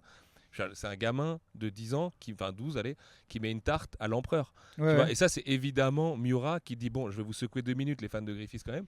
Le gars, il est parti en cacahuète, donc il faut que quelqu'un lui rappelle. Et le fait que ce soit un enfant de 12 ans qui incarne littéralement l'espoir, le futur et tout ça, qui lui mette cette tarte, et que même Griffiths ne savent même pas où se mettre, et que tu as tous ces gardes, ces apôtres qui sont là, non, non, qu'est-ce qu'on fait mettre, et qui dit non, laissez. En fait, il a presque pas tort. Bah ouais, ouais. Ce qui souligne une fois encore l'ambivalence de Griffiths qui fait le mal parce qu'il s'y sent un peu obligé et qu'en fait il voit pas d'autre manière de sauver le monde ou quoi, parce qu'en fait il ne croit pas justement à ces questions de libre arbitre et tout, et qu'il a envie et ce besoin de dominer et tout. Ça c'est hyper précieux, et effectivement c'est beaucoup plus fin que ce que tu disais, qui est un peu immature au départ, tu vois, avec une version très barbare finalement des luttes de pouvoir, en mode toi t'es tel roi, t'as tel royaume, moi j'arrive avec une plus grosse armée, ma plus grosse armée tape ton armée, ton royaume c'est le mien, et j'étends, et voilà. Alors qu'après, il doit composer avec des monstres, avec le fameux tome 33, qu'on ne doit pas spoiler parce qu'Elisa va le lire bientôt, mais où il y a 20 doubles pages de transformation du monde, et où t'es là, ah oui, en fait c'est ça Griffiths qu'il essaye de faire depuis 33 tomes, quoi. Alors, Griffiths, est-ce qu'on peut dire que c'est un antagoniste alors? Oui, bien sûr. Quand même. Oui. Quand même, obligé, oui. Mais si tu veux, il y a un côté Anakin Skywalker en mode genre comment quelqu'un qui est persuadé, à qui on explique que c'est l'élu, ou Paul qui s'auto-persuade, Paul Atreides et tout, qui s'auto-persuade que c'est l'élu, du coup vire dans un fascisme genre totalement délétère, abusé, etc. Mais en étant pleinement justifié, et quand on lui dit oui mais attends pourquoi c'est des nazis à ta table, il fait genre oui mais attendez, ils mangent des enfants, mais bon quand même on a construit des écoles, tu vois, enfin, et c'est ça ce que fait Zod, etc. Tu vois, genre il est là, enfin c'est littéralement ça ce qui se passe dans ce moment dans Berserk. C'est genre Zod il construit des écoles pour les aveugles, mais c'est Zod quoi, il a tué 1 milliard de personnes. J'ai l'impression qu'on a oublié Fento un peu dans l'histoire. Parce que c'est dur de les dissocier aussi. En fait, Miura a jamais trop donné la réponse. Alors moi je suis totalement d'accord, mais c'est à quel point c'est pas Griffiths dans l'Eclipse, tu vois? C'est ça en fait la question. À quel point il est possédé? Je crois qu'il est pas vraiment possédé. Je crois qu'il a juste une armure plus cool. Tu vois? Il a juste le fameux skin en cuir. Pour moi c'est son avatar d'hubris narcissique pervers, tu vois, où vraiment quand il triche plus du tout, il est cette espèce de monstre d'ambition totalement assumé. Avec ce regard en coin toujours. Je veux dire que c'est de l'hypocrisie quand on voit Griffiths là, quand on voit Falconia, c'est juste une enveloppe qui n'est pas lui réellement. C'est un mensonge. En fait, c'est là où je trouve justement Berserk parfait dans sa narration, et c'est là où je rejoins ce truc en mode tu vois, Star Wars pour moi c'est le meilleur truc pour expliquer le fascisme aux enfants, par exemple. Comment en fait avec de la démocratie tu peux arriver au nazisme en surtout la prélogie en une génération, mais quand même. Et quand tu regardes ça, tu vas dire c'est arrivé vite quand même. En fait, le nazisme c'est arrivé très très vite aussi. Tu vois, aux Allemands, ils ont pas fait gaffe. Et du coup, il y a ça un petit peu dans Berserk en mode genre Griffiths, il a son visage en mode mais regardez, je fais le bien et tout, machin bidule, le Falconia, tout. Il est beau comme personne. Et en fait, ce côté homme prophétique, c'est exactement Dune aussi. C'est en mode genre oui, mais regardez, s'il fait le bien et que c'est un homme prophétique et qu'il est beau comme un dieu. Tu vois du Frank Herbert, toi, dans Berserk? Bien sûr, mais il a lu, hein. Parce qu'en fait, d'ailleurs, les noms des God End viennent des romans cultes. Donc, Ubik, il y a un des God End qui s'appelle Ubik, donc évidemment Philippe Cadic. Void. Il y a Opération Slan pour Slane. Il y a Void qui vient de Destination Void, je crois, qui est de Von Void. Et j'ai plus le dernier, mais en fait, c'est adapté de romans de SF cultissimes que lui a lu maintenant qu'on connaît son background, tu vois, de jeunesse traduit en japonais. Évidemment qu'il a lu Dune, tu vois. Et c'est pour ça il y a ce côté un petit peu foireux, tu vois, genre. Le nazi qui te dit non mais parlez, enfin tu vois genre oui mais attendez, c'est moi qui crée de l'emploi et du coup c'est pour ça qu'il y a des gens qui c'est d'autant plus intéressant de voir que il y a des gens à la lecture, ils voient pas cette espèce de relan de nazisme dans Falconia alors qu'on est littéralement dans une cité brutaliste avec des aigles partout, et il dit ce serait bien d'endoctriner les orphelins pour qu'ils m'aiment, tu vois. Et en fait il est blanc aux yeux bleus, ce qui est peut-être encore mieux, c'est peut-être le Super Saiyan. Et surtout Super Saiyan du nazisme. Et surtout au ressort de la plus grande guerre qu'ils ont jamais connue, où ils se retrouvent à être obligés de s'allier à des monstres pour quand même combattre l'envahisseur qui vient plus ou moins de Perse ou de l'Empire ottoman, tu vois. Et donc pour moi c'est quelque chose qui forcément rappelle la montée d'Hitler, etc. C'est clair, c'est clair. Quand on voit d'où le côté femto qui pour moi, juste pour finir, et cette espèce d'incarnation, c'est le Hitler des camps de concentration, alors que Griffiths, c'est le Hitler des années 30 quand il était en couverture de Time Magazine, tu vois, à l'époque, quand il est en Falconia, quand il est en mode. C'est une bonne analogie. Et pour moi, c'est évident. En fait, la première fois que tu vois Falconia, tu fais. Bah oui, ok. C'est clair. J'ai déjà vu ces posters quelque part chez mon grand-père. C'est clair. N'est-ce pas? Alors. Par rapport à ta question de est-il un antagoniste? Ouais. En fait, c'est l'antagoniste de qui, du coup? C'est l'antagoniste de Guts. Voilà. Mais Guts, il lui en veut pourquoi? C'était plutôt ça ma question. Parce qu'il a violé son amoureuse, qui elle-même est amoureuse de Griffiths, tu vois. Et d'ailleurs.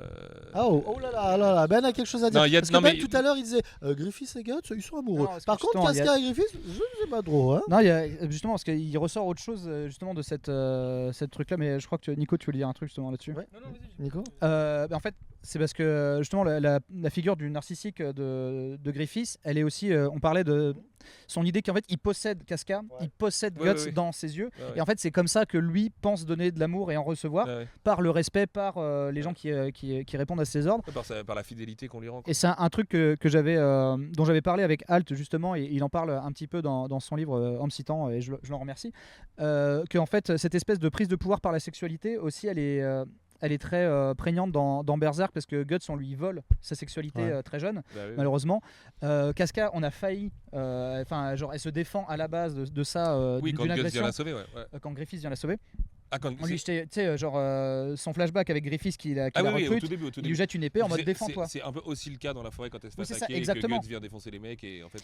Et donc en fait pour moi, Casca et Griffiths, c'est une emprise en fait qu'il a sur lui, parce que c'est cet homme prophétique, c'est cet homme beau comme un dieu qu'il a sauvé d'autres hommes, etc. Et elle a une confiance, elle répond à tous ses ordres, et la première chose qu'il lui demande, c'est quand même de s'humilier un petit peu sexuellement auprès de Guts pour le réchauffer toute nue, en mode genre ton corps est à moi et je veux que tu réchauffes ce mec. Et, tu vois, et c'est ça que je disais, le trope en mode genre le fait qu'il possède ce corps là et tout, que lui estime posséder pour le moi, corps de Casca, c'est pour ça et d'où le déclic quand ils viennent sauver Griffiths, et qui fait que tu vois, genre quand il trouve le Bérite, il pète un plomb, etc. C'est parce qu'il regarde du coin de l'œil et il voit en fait que Guts et Casca se sont totalement affranchis de son emprise sexuelle à lui qu'il avait. D'ailleurs, il y a une case où il les regarde et littéralement il les voit tous les deux côte à côte.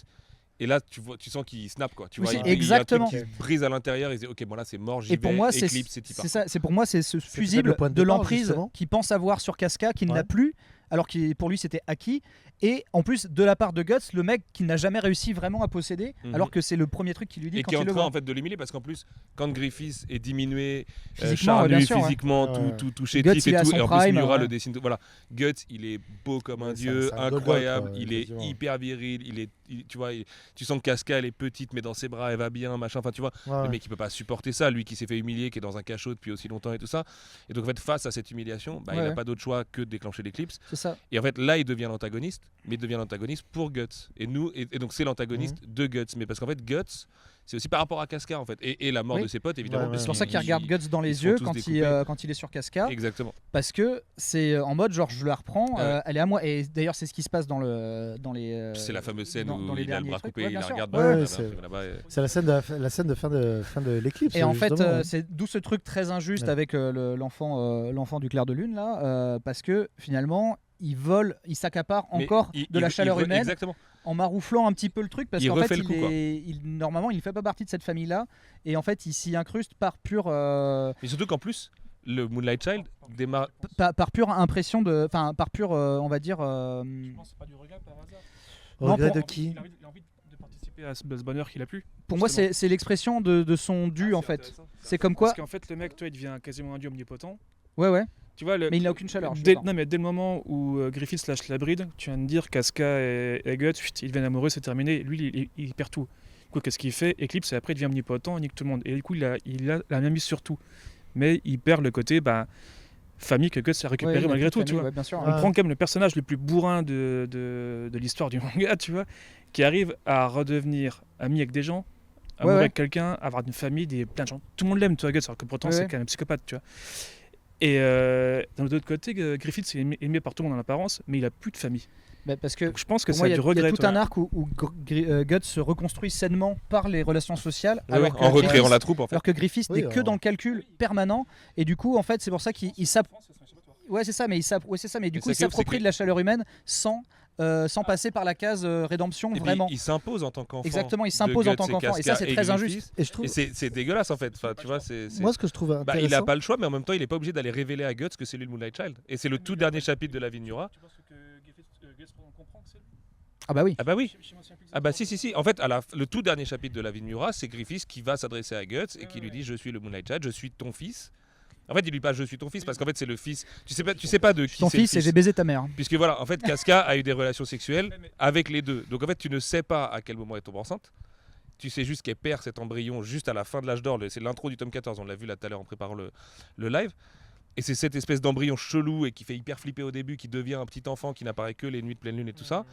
Et Miura, longtemps, parce que l'apparition était tellement lente, a joué avec l'idée que cet enfant pouvait être Griffiths, parce qu'à un moment, il y a une case où Griffiths regarde une mèche de cheveux et elle devient noire. Et toute la théorie, du coup, il y a un mec sur Reddit qui déploie tout un truc incroyable et tout, et en fait, il avait totalement raison.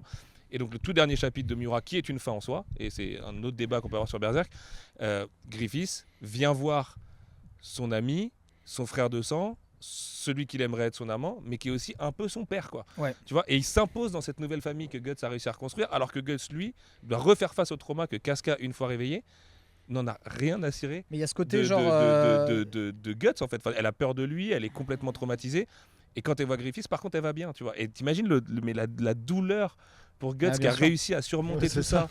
Genre le mec, il revit l'éclipse une deuxième fois et en plus, il voit que son enfant, enfin peut-être son enfant, parce que même je crois que même lui ne sait pas qui est cet enfant par rapport à lui et tout ça. Il a juste des traits communs à Casca et lui. Ce que tu fais comme analyse, c'est... Pardon, excuse-moi. Là, tu t'analyses, mais par exemple, le tome 42, est-ce que ça, parce que j'ai pas que le tome 42, mais est-ce que ça répond Moi, je trouve que c'est pas mal acté. Est-ce que tout ce qu'on raconte là, c'est genre coupé dans l'œuf ou vraiment c'est confirmé? Je pense que ça rentre en compte dans la suite du récit, parce qu'il y a ce côté genre Guts s'évertue pendant que Griffith joue à Hitler, Guts s'évertue à reconstruire Casca à la force du poignet, vraiment dans le sang et les larmes, et c'est ça, très très loin, et une fois, et en fait, et le truc le plus injuste et qui fait que Griffith n'a pas tant changé que ça, c'est parce qu'en fait, une fois que les travaux sont finis, il vient se la réapproprier. C'est un peu comme quand, c'est littéralement genre, imagine, tu consoles une meuf parce que son ex a été dégueulasse avec elle, et en fait, quand elle recommence à genre être bien repostée sur Insta et tout, son ex revient, claque des doigts et la reprend. Oui, il fait le taf. Et il y a un peu ça dans Berserk, et donc d'où le côté pour moi très pervers de Griffith, parce que en fait, justement, il s'approprie tout par la perversion. Le tout avec une larme à l'œil en disant désolé papa, c'est horrible, le mec est un manipulateur de génie. Mais c'est pour ça que moi je pense que Griffith regrette tout ça quand même, qu'il aurait aimé cette vie beaucoup plus simple aussi. Et c'est un peu ce qu'il suggère du coup en allant avouer à Guts que le Moonlight Child c'est lui et qu'en fait il le voit. Parce que le Moonlight Child suit, parce que du coup Guts s'en fiche de ce que Griffith fait à Falconia. Il en a vraiment rien à cirer, ils sont partis ailleurs avec un bateau sur un autre continent. Par contre le Moonlight Child les suit dans la totalité, c'est-à-dire que Griffith, qui est donc omnipotent et omniprésent, enfin, tu vois, il est omniscient littéralement, il les suit tout du long, il sait très bien qu'il est Griffith, nous on le sait pas en tant que lecteur à ce moment-là, et en fait ça donne un point de vue totalement différent parce que Griffith suit l'évolution de Cascade, son retour à la normale entre guillemets, et effectivement dès qu'elle est réveillée, il vient la reprendre. En même temps, est-ce qu'il vient la reprendre parce qu'elle est traumatisée et qu'elle veut pas de guts, ou est-ce qu'il vient la reprendre parce qu'en fait il a juste attendu ce moment-là pour continuer à être le salaud qu'il est, et ça on le sait pas en fait. Est-ce que ça veut dire que, tu parlais de relationnel tout à l'heure entre Griffith et Guts, est-ce que ça veut dire qu'à la fin de l'éclipse, quand il y a cette scène avec Casca et Guts qui lui est retenu au sol, est-ce qu'il les aurait sacrifiés les deux quand même à la fin? Le but, c'est moi je trouve que c'est intéressant. C'est joué, dit Nico, ouais. Est-ce que vous pensez qu'il sans l'intervention du Skull Knight, il serait resté comme ça? C'est une bonne question ça. C'est une bonne question. La fin de l'éclipse sur le Skull Knight, c'est peut-être pas la même. Parce que voilà, moi c'est ça que je m'interroge, parce que là. Et le Skull Knight qui reste dans l'ombre et qui les laisse faire. Enfin, je veux dire. Les théories sont valables parce que le Skull Knight a sauvé Casca et Guts. Mais s'il n'intervient pas, que va faire Fento sur Casca et sur Guts? C'est quoi le projet? Le truc, c'est que Guts a sa raison de vivre. C'est comme Goku et Vegeta. Enfin, toi, c'est son alter ego. S'il a plus Batman et Joker, c'est pareil. Parce que là, on parlait justement de ce relationnel. Mais qu'est-ce qu'il en est de Fento alors, justement, qui lui est en train de faire un acte face à Guts et il lui montre clairement. Il le fait clairement devant lui. Bien sûr, il est dans la démonstration. Qu'est-ce qui serait passé? Vous avez jamais réfléchi à ça, justement? Mais non, parce qu'en fait, c'est toute la magie du Skull Knight. Le Skull Knight, c'est le scénarium, c'est le scénariste qui est lui littéralement omnipotent sur sa propre série et tout. Et en fait, le Skull Knight, c'est le ressort, tu vois, que tu sors quand on a besoin. Il faut pas l'utiliser trop souvent et tout ça. Et en même temps, sa nature même au sein du lore de Berserk fait de lui un être surpuissant, capable de tordre des dimensions, de se téléporter, tout ça. Ce qui est genre un pouvoir complètement abusé dans l'univers de Berserk. Et donc la question se pose pas vraiment, puisqu'en fait il incarne le destin de Skull Knight. Il est la causalité lui-même, tu vois. Il est presque le coupable de la causalité parce qu'il laisse faire, du coup, il laisse l'histoire s'écrire, voilà. Et en même temps il l'a subi lui-même et il fait genre qu'il veut en protéger Guts et tout ça, mais en fait est-ce qu'il a vraiment envie de protéger Guts? Très très complexe le personnage de Skull Knight. Les gens le voient comme un gentil. Pourquoi il le sauve? Pourquoi il le sauve justement alors, Guts? Parce que c'est un arbitre. en fait. Mais non, mais tu disais qu'il avait justement, c'est un peu le destin et haut. Donc pourquoi il a le geste du sauveur? Parce que je suis pas sûr qu'il le sauve en réalité. Guts, d'ailleurs, Guts lui dit à un moment donné, j'aurais peut-être préféré crever aussi. Enfin, tu vois. Oui, mais ça c'est Guts, c'est la volonté de Guts. Mais pourquoi alors le Skull Knight ne l'a pas laissé directement sur place? Parce qu'il y a un bigger.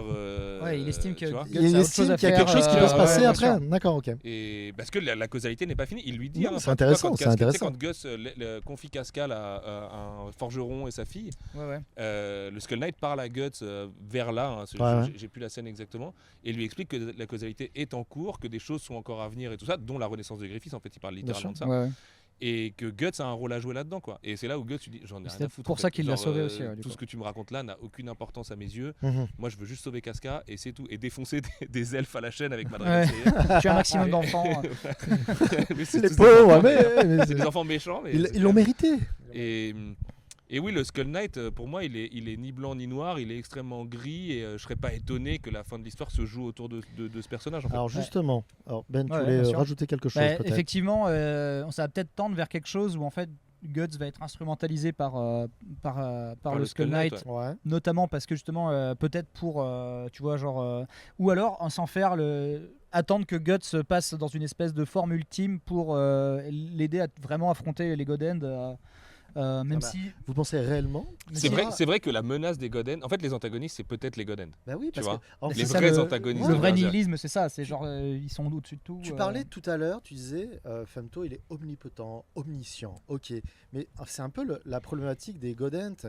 Et moi quand je lis Berserk, j'arrive pas à me dire qu'un jour il va y avoir un combat contre eux et qui vont perdre ou autre. C'est très particulier. Bah surtout le petit, comment il va se taper, tu vois, c'est quoi son gameplay C'est clair. Il va mettre des coups de tête à la limite, Slane, bon, il y a Darkstalker qui est passé là avant, donc ça passe, mais effectivement les autres... Ça, je me souviens plus trop. Non, c'est Void, le boss des God End, c'est Void. En fait, Void, c'est dingue d'ailleurs dans l'Eclipse, il regarde posément avec sa tête de cerveau bizarre, là. Il les regarde avec un sourire narquois qu'il a naturellement, il a une, tu vois. Femto, il s'affranchit de tout ça. Non, Femto, il est à leur service. Oui, mais c'est le seul qui est sur Terre. C'est le seul. C'est le seul qui est incarné sur Terre. Ouais. Mais c'est là où, à mon humains, avis, on est d'accord, c'était des humains. Ça a été des humains, des apôtres en fait, des sortes de super apôtres en gros quoi, tu vois, vraiment choisis par, je sais pas, peut-être qu'il y a une. Peut-être qu'il attend dans Cory Barker. Le fameux dieu qui a une forme de cœur, peut-être que c'est lui finalement qui forme les God End ou quoi, parce que eux niveau libre arbitre ils sont quand même bien placés, tu vois. Mais c'est justement pour moi il y a une dichotomie entre le Femto qui naît à l'Eclipse. Et après il y a la question qui se pose par rapport au tout premier tome de Berserk, du coup la première apparition des God End avant qu'on arrive à l'âge d'or, mais qui à mon avis bon voilà, elle est dans le canon mais sans voilà, c'était pas très réfléchi de la part de Miura. Et en même temps ça marche à peu près quand même, tu vois. Et le Griffiths qui renaît derrière. Pour moi, c'est presque deux personnages différents. Miura ne le dit jamais, mais pour moi, c'est presque deux entités différentes en fait. Et on n'a jamais vu Griffiths en mode Femto. Tu vois, ce Griffiths Moonlight Child, en mode Shin, en fait, passer, tu vois, genre le Femto c'est Salamèche, et puis tu vois, enfin le Moonlight Child, pardon, c'est Salamèche, et le Dracofeu serait Femto, et puis et t'as Reptincelle, ça, au milieu qui est Griffiths. T'as quelque chose d'un peu suggéré quand ils vont tuer Ganishka, donc le fameux, donc le seigneur des Kushan, où en fait, une fois qu'ils sont dans une espèce de bulle privée, en mode ils se battent dans un espèce d'Ethereum là. Là il est en Femto. Là il est en Femto, c'est vrai. Là il est en Femto. Et il est à côté de Zod, donc pour moi tu vois c'est vraiment Zod il est vraiment féodé à Femto via. Le rôle de Zod aussi est hyper intéressant. C'est un peu le plus grand des lieutenants, mais qui n'est pas au niveau des God End tout à fait. Et qui respecte cette force là, et du coup il se met totalement au service de Griffiths, alors que à la base il est censé être le rival de Skull Knight aussi. Mais pour moi Zod. Est-ce qu'on n'est pas à l'abri de traîtrise? Si, si, forcément, qu'il y a un moment donné. Et il y a peut-être un monde où Griffiths retourne la table, et en fait, il a fait ça pour une raison très précise. Et je suis gentil. Je suis Kujimori, écoutez, depuis le début, j'étais sympa, j'étais juste un peu trop beau. C'était une fausse tub. Mon Dieu. Ne m'en voulez pas, allez, la blague jusqu'au bout. C'est ton enfant. Ça veut rien dire. C'est tiens. Allez, on rigole là, merde. Mais non, par contre, Zod et Skull Knight, c'est effectivement intéressant parce que clairement, Zod était l'empereur d'un pays qui s'est fait bolosser par Geyserik à l'époque. Tu vois clairement le mec que Geyserik a réussi à conquérir. Et en fait, il a dû dédier sa vie à s'en venger. Peut-être même que Zod est devenu un apôtre pour combattre Skull Knight à l'époque. C'est super possible. Ouais, c'est super possible. Okay. Parce que ce qu'on sait aussi de Geyserik, c'est qu'une fois qu'il fait le sacrifice et qu'il devient le Skull Knight et donc un Goden, en fait, c'est un salaud de l'espace. Genre vraiment, il a fait énormément de conneries, quoi. Et que la question, c'est est-ce qu'il est de guts pour s'absoudre de tout ce qu'il a fait de mal? Il fait pénitence, tu penses, ou est-ce que c'est un peu une des questions qui se posent. Ok. Ou est-ce que il poursuit son travail et est-ce que c'est pas lui l'antagoniste en fait? Tu vois, est-ce que Miura n'avait pas prévu un twist dès le départ ou en fait Skull Knight depuis le début? Ce que tu es en train de dire, ça serait un putain de twist quand même. T'imagines que le Skull Knight soit l'antagoniste principal. C'est-à-dire que le mec, il est là. Et en fait, comme tu expliquais tout à l'heure, c'est un peu la destinée. Il a une relation avec Void aussi, d'ailleurs. Quand il se voit, quand il vient chercher Guts et tout, Void le regarde. Il y a un jeu de regard entre les deux. Et clairement, la case, elle est très explicite. Il y a un petit filet. Pas mal ton cerveau, pas mal ton squelette. J'adore ton masque. Non, mais en vrai, il y a un jeu de regard qui est très explicite et d'ailleurs qui est repris encore plus fort dans l'animé. Dans le nouvel animé, enfin les derniers là, qui viennent de ressortir en façon série sur Amazon. Là. Les 3 films. De l'âge d'or là, et clairement tu sens qu'ils se sont croisés un moment dans leur vie, et en fait t'as l'impression que Void moi je l'interprète comme ça, Void le regarde en mode tu pouvais pas t'en empêcher, tu vois, genre il fallait vraiment que tu viennes maintenant, t'étais obligé de le faire, et en même temps je n'ai pas la force ni le pouvoir de t'en empêcher non plus, ce qui suggère quand même que Skull Knight peut tous les mettre à l'amende. D'ailleurs moi, Skull Knight il dit à Guts toi tu peux rien faire. Moi, c'est un autre débat, tu vois. Et avec son épée, sa béélite du turfu, là, tu sais, quand son épée qui peut passer dans les dimensions. Tu vois qu'ils flippent tous, hein. Les mecs en face, ils sont là, genre, attends, là, en fait, il peut peut-être nous 5 nous fumer, quoi. Et donc, oui, Skull Knight est évidemment beaucoup trop fort pour ce monde. Et en même temps, moi j'ai l'impression que de toute façon Miura ne veut pas de manichéisme ou quoi.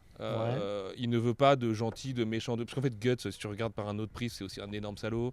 Tu vois, enfin, il a quand même tué énormément de gens. Quand on lui dit vas-y, eux faut les défoncer, il y va, il défonce, il leur demande pas quelles étaient leurs raisons auparavant et tout.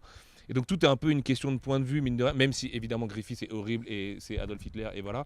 Guts c'est quand même un général barbare, quoi, tu vois. Et enfin général. Je vois dans le chat, dans une des réactions, il y a quand même le fait que c'est un gros indice qu'avec Flora, Skull Knight est quand même extrêmement bienveillant. Tu vois, ça c'est vrai. Tous les sur la dimension. Tous les magiciens qui sont plusieurs fois centenaires, il l'appelle Sa Majesté.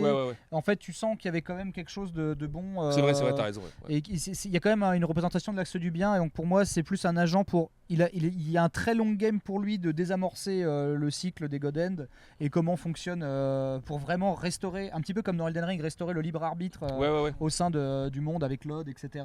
Tu vois, quitte à ce que il y ait des lutins partout. Du coup la question ce serait plutôt quelle est sa place sur l'échiquier dans la pyramide, totalement. Est-ce qu'il est au-dessus, en dessous par rapport à Dieu, parce que comme tu le dis, est-ce que c'est juste un arbitre? Juste le gars qui est là. Moi je le vois plus arbitre. C'est peut-être Jésus infiltré. Tu vois, par rapport aux Goden qui sont un peu le board, tu vois, genre Ce que tu veux dire qu'il peut changer l'eau en vin et tout. Exactement. Il a un putain de pouvoir. Mais tu vois, genre peut-être que les Goden c'est un peu les actionnaires et les au nom qui agissent au nom de la causalité du Dieu tout puissant, etc. Et peut-être que genre du coup Skull Knight se retrouve dans une position justement où en fait de façon prophétique il doit renverser ça pour casser les codes en mode. C'est marrant que tu ailles sur une analogie religieuse parce que le fameux chapitre 100 est clairement un chapitre gnostique. Donc le cœur qui est Dieu et tout. En fait, le gnosticisme, c'est en gros, il y a un Dieu du bien qui est en chacun de nous êtres humains, on doit le trouver. C'est le travail d'une vie d'aller le rencontrer, le trouver. Mais en fait, c'est pas un vieux barbu, qui a créé les montagnes et la mer. Et il y a aussi un Dieu du mal. Du coup, je laisse les gens faire des recherches et tout parce que c'est un sujet hyper sulfureux en l'occurrence, le gnosticisme et tout ça. Et en fait, j'en parlais avec un pote qui lui est très versé là-dedans et qui a lu Berserk, qui disait est-ce que tu as la sensation que Miura était un peu lettré là-dessus et tout ça, et il me disait quand même ce serait bizarre qu'il le soit pas parce qu'il y a vraiment quelques idées qui piochent très fort dans cette idée d'un dieu du bien, d'un dieu du mal. Quel est le dieu que Griffith rencontre à ce moment-là, tu vois? En fait, est-ce qu'il est le prophète du dieu du mal ou est-ce qu'il est le prophète d'un dieu unique, tu vois, et en fait on le sait pas parce que Miura donne jamais la réponse. Et d'ailleurs Miura n'a pas voulu que ce chapitre sorte en version reliée, donc il est sorti dans Young Animal, le chapitre de prépublication, le magazine de prépublication de Berserk. C'est le 100e chapitre de Berserk qui n'est pas numéroté comme tel parce qu'il n'y a pas de numérotation dans les chapitres de Berserk, enfin si, mais qui tiennent pas compte de l'avant âge d'or, donc voilà, mais c'est quand même le 100e chapitre, ce qui à mon avis n'est pas un hasard, ou alors c'est vraiment là une synchronicité, une causalité assez folle quoi. Et en fait Miura, au moment de la sérialisation en volume, s'est rendu compte que si ce chapitre n'existe pas, c'est pas grave, on comprend quand même l'histoire, parce qu'en fait c'est le dernier chapitre de l'éclipse, et après ça part sur le retour au présent, Skull Knight qui dépose Guts et Casca et qui leur dit bon écoutez ça va être la merde mais va falloir assumer, tiens prends un bras et puis voilà. Et en fait, Miura expliquait qu'il ne voulait pas traiter la question religieuse aussi frontalement dans son récit. Il ne l'assumait pas, notamment parce que Berserk commençait à être connu à travers le monde et qu'il disait ça peut aussi heurter certaines sensibilités, tu vois, de représenter le dieu unique. Et à la fois, il a quand même dessiné ce chapitre. Et t'as Griffiths qui est représenté comme une espèce de bandage de momie en fait, qui n'existe pas. Il existe dans une forme éthérée, mais c'est quand même lui avec ses cheveux de Griffiths et tout.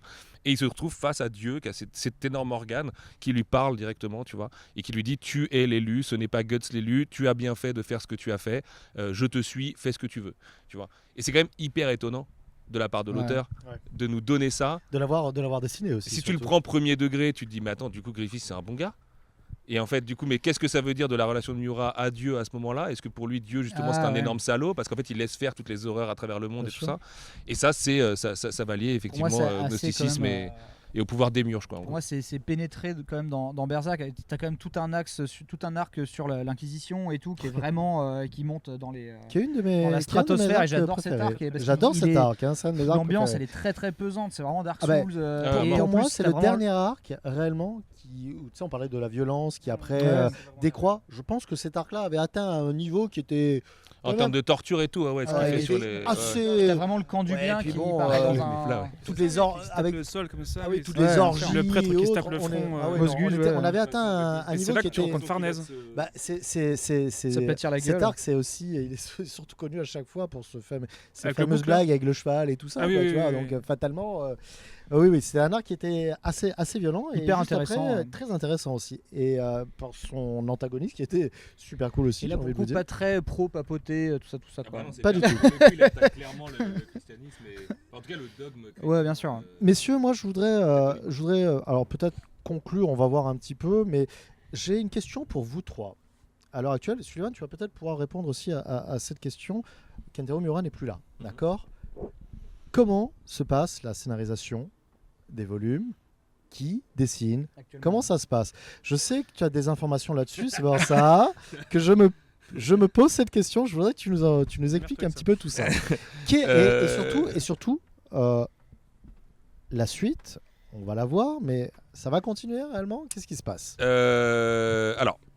Est-ce que ça te met en porte-à-faux? Si ça te met en porte-à-faux, tu réponds pas. Non, j'espère qu'ils n'ont pas l'option sous-titres. J'aurais une question à se poser. Est-ce que les Japonais apprécient ce qu'ils l'ont eu avant les Japonais? Oui, les Japonais ont eu avant nous. Mais en fait, comme Berserk n'est pas un énorme succès au Japon et que les lecteurs japonais réagissent finalement assez peu aux réalisations, à part sur le Shonen Jump, en fait, on a très peu de retours sur comment ça se passe. Il faut savoir que Akusensha, c'est une boîte de shoujo. En fait, c'est une boîte qui a tous les plus gros shoujo. Ils ont Reiko Shimizu et tout ça. Et ils ont Berserk, qui est un très bon shoujo. Et eux, ils hallucinent du succès de Berserk à travers le monde et tout. Pour eux, c'est presque un accident. En plus, c'est venu tard et tout ça. Mais en gros, donc. Le personnage de Griffiths est basé sur le meilleur ami d'adolescence de Kentaro Miura. D'ailleurs, Kentaro Miura est un membre de la troupe du Faucon dans Berserk, dont j'ai perdu le nom, mais c'est Pipin, c'est ça. Pipin. Qui est le gros costaud, très grand, qui a une tête un peu comme ça. Là. Il est comme ça. Et, exactement. Et qui lui prend très cher. Pour le coup, il s'est fait plaisir. Il a mis en scène c'est une mort où il se torture lui-même. Et en fait, donc, Kujimori était beau gosse, destiné à une trajectoire d'auteur à succès et tout, ce qu'il a plus ou moins été. Il a fait notamment Sud Island, Holy Land et des mangas qu'on a en français. Et donc c'était son seul ami, parce que Kentaro Miura était quelqu'un de très seul, qui voyait Kujimori assez régulièrement, qui n'a pas d'héritier direct, voilà. Et en fait Kujimori connaît la fin de Berserk depuis longtemps. Kentaro Miura lui a raconté la fin de Berserk et toutes les étapes pour arriver à la fin. Sauf que Kujimori, jusqu'au décès de Kentaro Miura, n'intervient pas du tout sur Berserk. Il inspire Griffiths et c'est tout. À côté, Miura Sensei avait monté ce qu'il a appelé le studio Gaga, qui est un studio de ses assistants, en fait, en réalité, avec un mec qui gère un peu toutes ses affaires, parce que lui n'avait pas le temps de, tu vois, les goodies, les machins et tout. Il y avait des parties d'Idolmaster à finir.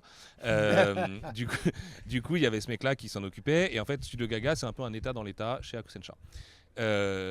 Quand il est décédé, Studio Gaga, important, ne connaît pas la fin de Berserk.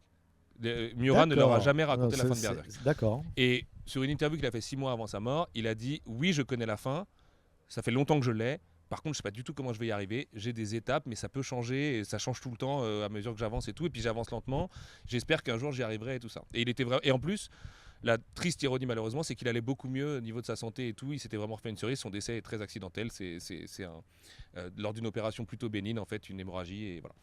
Et donc à la mort de Kentaro Miura, Kojimori a step up et a dit à Hakusensha, écoutez, moi je connais la fin de Berserk, vous connaissez notre relation avec Miura Sensei, je connais les différentes étapes pour y aller, je vous propose de devenir le scénariste de Berserk et ses assistants font le dessin. Évidemment, ça a été très long, très compliqué de prendre des décisions vis-à-vis de ça, parce que les Japonais se sont dit, est-ce qu'on arrête maintenant? Alors pas tellement par le fait que le dernier chapitre dessiné par Miura était un peu une fin symbolique en soi, en tout cas de l'enjeu intime entre Griffiths et Berserk, plus parce que est-ce que ça se fait? C'est un cas de figure qui s'est très peu présenté dans l'histoire du Japon quand même. On ne connaissait pas les volontés de Miura en la matière, puisque c'était une mort accidentelle à 57 ans, donc tu vois, il n'avait pas encore prévu vraiment comment ça allait se passer après lui. Et donc Kojimori a rencontré Studio Gaga, ils ne se connaissent pas forcément beaucoup, et ils ont commencé à travailler ensemble. Ce qu'on a aujourd'hui qui représente le tome 42. Maintenant, c'est pas une collaboration facile. C'est-à-dire que lui a une version très accélérée de la fin de Berserk. En gros, je pense qu'il va finir Berserk en 8 tomes, quelque chose comme ça. On l'a vu, le tome 42, il se passe l'équivalent de 10 tomes d'un coup. Zod, il arrive comme si il était voisin des mecs et tout. Enfin, tu vois, vraiment, ça va très très vite. Donc, on va avoir une version speed de la fin de Berserk.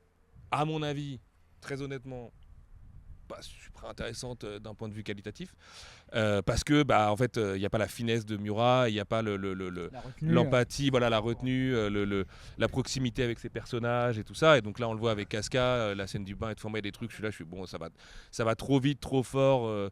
Guts il est là, du coup on dirait un Nemo dans son bateau et tout, il est là, oh non machin, tu vois, ça manque de finesse quoi, tu vois. Et donc ça va continuer comme ça, mais la situation à l'instant T, c'est que ça ne sort pas. En fait, les chapitres ne sortent plus. Il y a un chapitre tous les 6 mois. On est retombé dans le rythme de Miura de son vivant. Ouais. Et que ce sera comme ça jusqu'à la fin, pour des raisons que je ne peux pas forcément trop développer ou quoi. Mais ce n'est pas facile de poursuivre Berserk pour les artistes. Déjà parce qu'ils ont une pression monstrueuse. Tu vois, Kojimori, en plus, voilà, c'est de l'oral, hein, ce que Miura lui a raconté. Il n'a pas envoyé un PDF avec les étapes, c'est ça, quoi. Et alors, je vais mourir, tiens, t'imagines le nombre de doutes que le mec doit avoir à composer avec une équipe qui n'est pas la sienne, qu'il le voit comme un mec qui du coup, eux, j'imagine que chez Gaga, ils se sont un peu dit, mais nous on peut le faire. Nous on peut continuer Berserk, on va écrire notre histoire, tu vois, au pire. Pourquoi on vient nous dire que ce mec-là il connaît tout et tout, quelle preuve, quel truc, quel machin. Et parce que eux voyaient Kentaro Miura au quotidien en plus, alors que Kojimori ne le voyait pas au quotidien. Mais on va pas enlever une amitié de toute une vie, enfin tu vois. Et donc c'est là où en fait cette œuvre qui vend des dizaines de millions d'exemplaires, en fait c'est juste un tout petit bureau dans un bâtiment qui paye pas de mine à Tokyo, où tu as un placard qui est vraiment les placards de la Kojip, où tu ranges les classeurs des bilans comptables des années précédentes, et dedans tu as tous les originaux de Miura, tu as des trésors, tu peux même pas imaginer. Et tu as le studio Gaga qui travaille ici avec Kojimori, qui leur envoie des trucs, parce qu'il habite pas à côté, qui leur envoie des scripts, enfin des storyboards, tu vois, en disant voilà on va faire ça.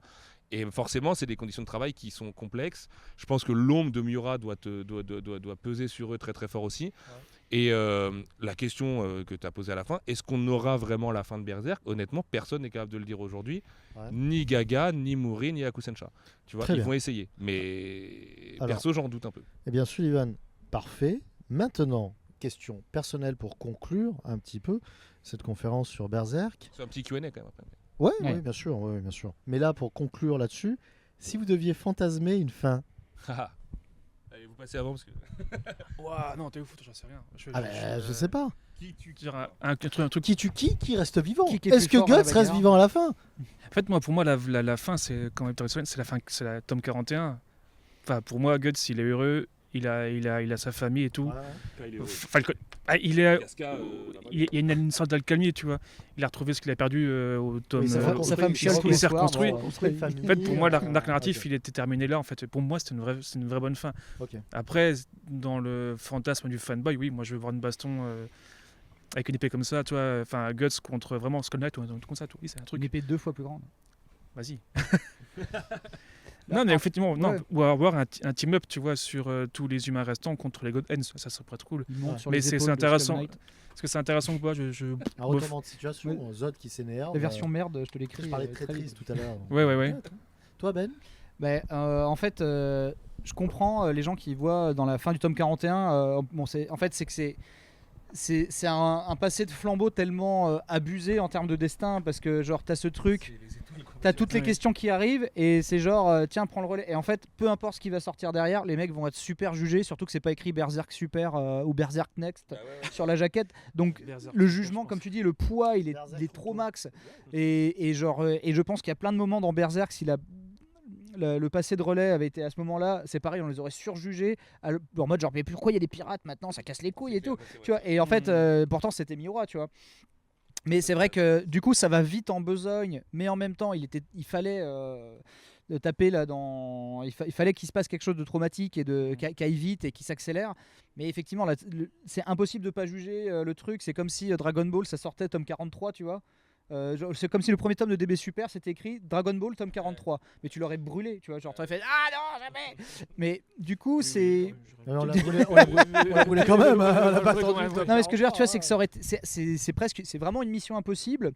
Et en plus, effectivement, tu vois, genre si tu prends, je sais pas, je pense, tu vois, il y a plein de mangas qui se terminent un peu en eau de boudin avec un truc pour qu'on en puisse en parler de la fin pendant toute notre vie, genre Family Compo par exemple, tu vois, genre ça ne ferme rien et pourtant c'est un des plus grands mangas ever, tu vois. City Hunter, mec. Ou City Hunter, bien sûr, Il a etc. fait Beaucoup. Dragon Tu Ball, sais, tu parlais au couteau no Ken. Hein, Ouais, voilà, mais désolé, oui, c'est ça, à la fin de Kuto no Ken, bon, il se barre, voilà.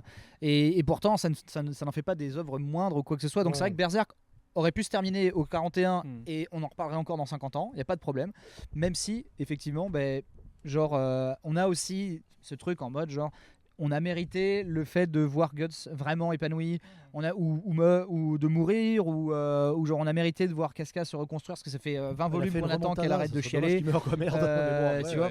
Mais c'est potentiellement le drame du truc, c'est qu'en fait Casca ne reviendra jamais dans les bras de Guts, quoi. Pour moi c'est un peu un truc qu'il avait prévu, ça. Que en fait c'est comme ça, l'univers de Berserk est tellement dur, elle peut pas vraiment revenir dans ses bras et tout. Pour moi c'est un peu impossible. Après je pense, à l'aune de ce que tu dis Ben, qu'ils auraient dû arrêter au 41 en fait. Il fallait pas reprendre la suite. Alors je comprends les enjeux financiers, hein. Genre vraiment je me mets très bien à leur place. Voilà, Berserk c'est tellement on parle presque en milliards de dollars, donc. Mais je pense que ça aurait été plus simple de finir avec le 41 parce que l'auteur est mort. Enfin tu vois, genre qu'est-ce que tu veux, Après par respect je sais pas, parce qu'il continue par respect. Donc tu vois c'est là où la question du respect elle est complexe. Financier, Et franchement, c'est un peu comme One Piece. Je doute très fort que la fin puisse plaire au plus grand nombre, de toute façon. Et le voyage aura été infiniment plus important. Parce que la fin, c'est quoi? C'est Guts qui tue Griffiths, c'est Griffiths qui tue Guts, c'est les deux qui se tuent en même temps, c'est les Goden qui gagnent, c'est l'humanité qui gagne, c'est les monstres qui disparaissent. On s'en branle. Enfin, tu vois, vraiment, toi, tu fais partie de cette team. C'est pas le point A et B qui compte, c'est ce qui se passe. Moi, ça, avec le manga en point B. particulier, j'en suis persuadé, mais parce que c'est inhérent à la manière dont les mangas sont produits. Bien sûr. En fait, tu vois, le Japon, si ta série ne marche pas. En fait, finalement, c'est juste à part le parcours initiatique. Les Bah, mecs qui vont arriver à la fin du One Piece vont faire hey, c'était super l'aventure. Oui, et que le One Piece c'est les amis que tu t'es fait en chemin, blablabla. Mais pourquoi pas? En vrai pourquoi pas? Enfin pour le coup c'est moins casse-gueule qu'un artefact ou que tu vois ou qu'une map Bien ou que sûr. sais-je. Mais en fait c'est la manière dont les mangas sont produits. Le jour où tu as plus de popularité, tu te fais axe et il faut improviser une fin en 3 Terminé, chapitres. ouais, bien sûr. Et c'est potentiellement ce qui risque d'arriver à Berserk. Tu vois, c'est pas impossible. Malgré un truc. Parce qu'en fait, on sera en 2035 et on aura le tome 44 et on se dira ah oui, il y a peut-être un souci les gars là en fait, tu vois, on va pas y arriver quoi. Et du coup, est-ce qu'il valait mieux l'arrêter à l'époque? Est-ce qu'il vaut mieux que ça se fasse axe dans 10 ans? Tu vois, en fait, c'est vraiment ça le problème, c'est l'aspect purement éditorial de la chose quoi. Et en même temps, de toute façon, si Mori et Gaga arrivent à la fin, ça va être super rushé. On va avoir une fin faite d'une manière vraiment speed et tout ça, tu vois. Enfin, moi, quand Miura dit je connais la fin et tout, ça me donne presque envie de répondre on s'en fout, tu vois. Elle n'a pas vraiment d'importance cette fin. Enfin, Ah, bien sûr. Est-ce que les deux vont s'aimer? Est-ce que les deux vont survivre? Parce qu'évidemment que la fin, c'est Guts et Griffiths. Enfin, ça, je pense qu'il n'y a pas trop de doute, tu vois, sur le fait qu'il faut que ça aille là-dedans. Ça va pas partir en troisième guerre Comme sainte. ils vont s'aimer réellement. Ils vont jeter Un Casca. tournoi du et- multivers où à la fin ils doivent tuer Jiren à deux Exactement. en le poussant. Ça, c'est beau. C'est beau. Et ouais, du coup, ça je sais pas. J'ai aucune idée d'où ça va, par contre, Ok, ça c'est sûr. ok. Et tant mieux, je serai client, je lirai la suite avec grand plaisir. Et Faut voilà. qu'il fasse tomber Void de l'arène En en le poussant. Ça donne des cauchemars. T'imagines? Mais lui il dit ça, mais il lit Dragon Ball Super. Bah, t'as pas honte. C'est sur sa table Mais de chevet. Nico, t'as honte, je le fais aussi. Mais t'as honte, à vous. On va apprendre que Guts est un extraterrestre. Tu arrêtes, Ben, tu arrêtes. Arrête de suite. On peut applaudir nos invités, s'il vous plaît. Merci beaucoup.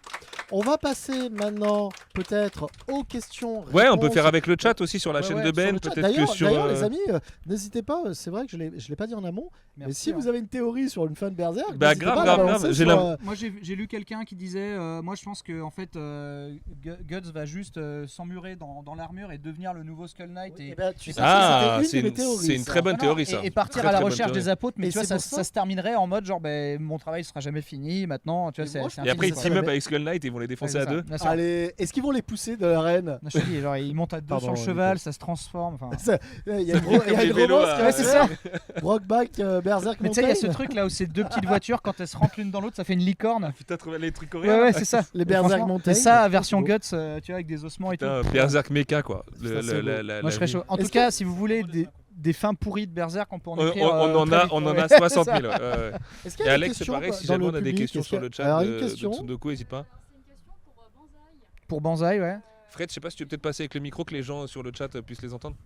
Merci mec. Bonjour jeune femme, vous désolé. êtes très séduisante. Oui, bonjour. Alors déjà, il y a beaucoup de beaux barbus ici, je tiens à le dire. Merci. Je voulais savoir, est-ce que vous ne trouvez pas que Casca est quand même une sacrée Oh, ça ingrate? suffit, taisez-vous. J'en étais sûr, j'en étais sûr. Est-ce que vous ne trouvez pas que Casca est une sacrée ingrate?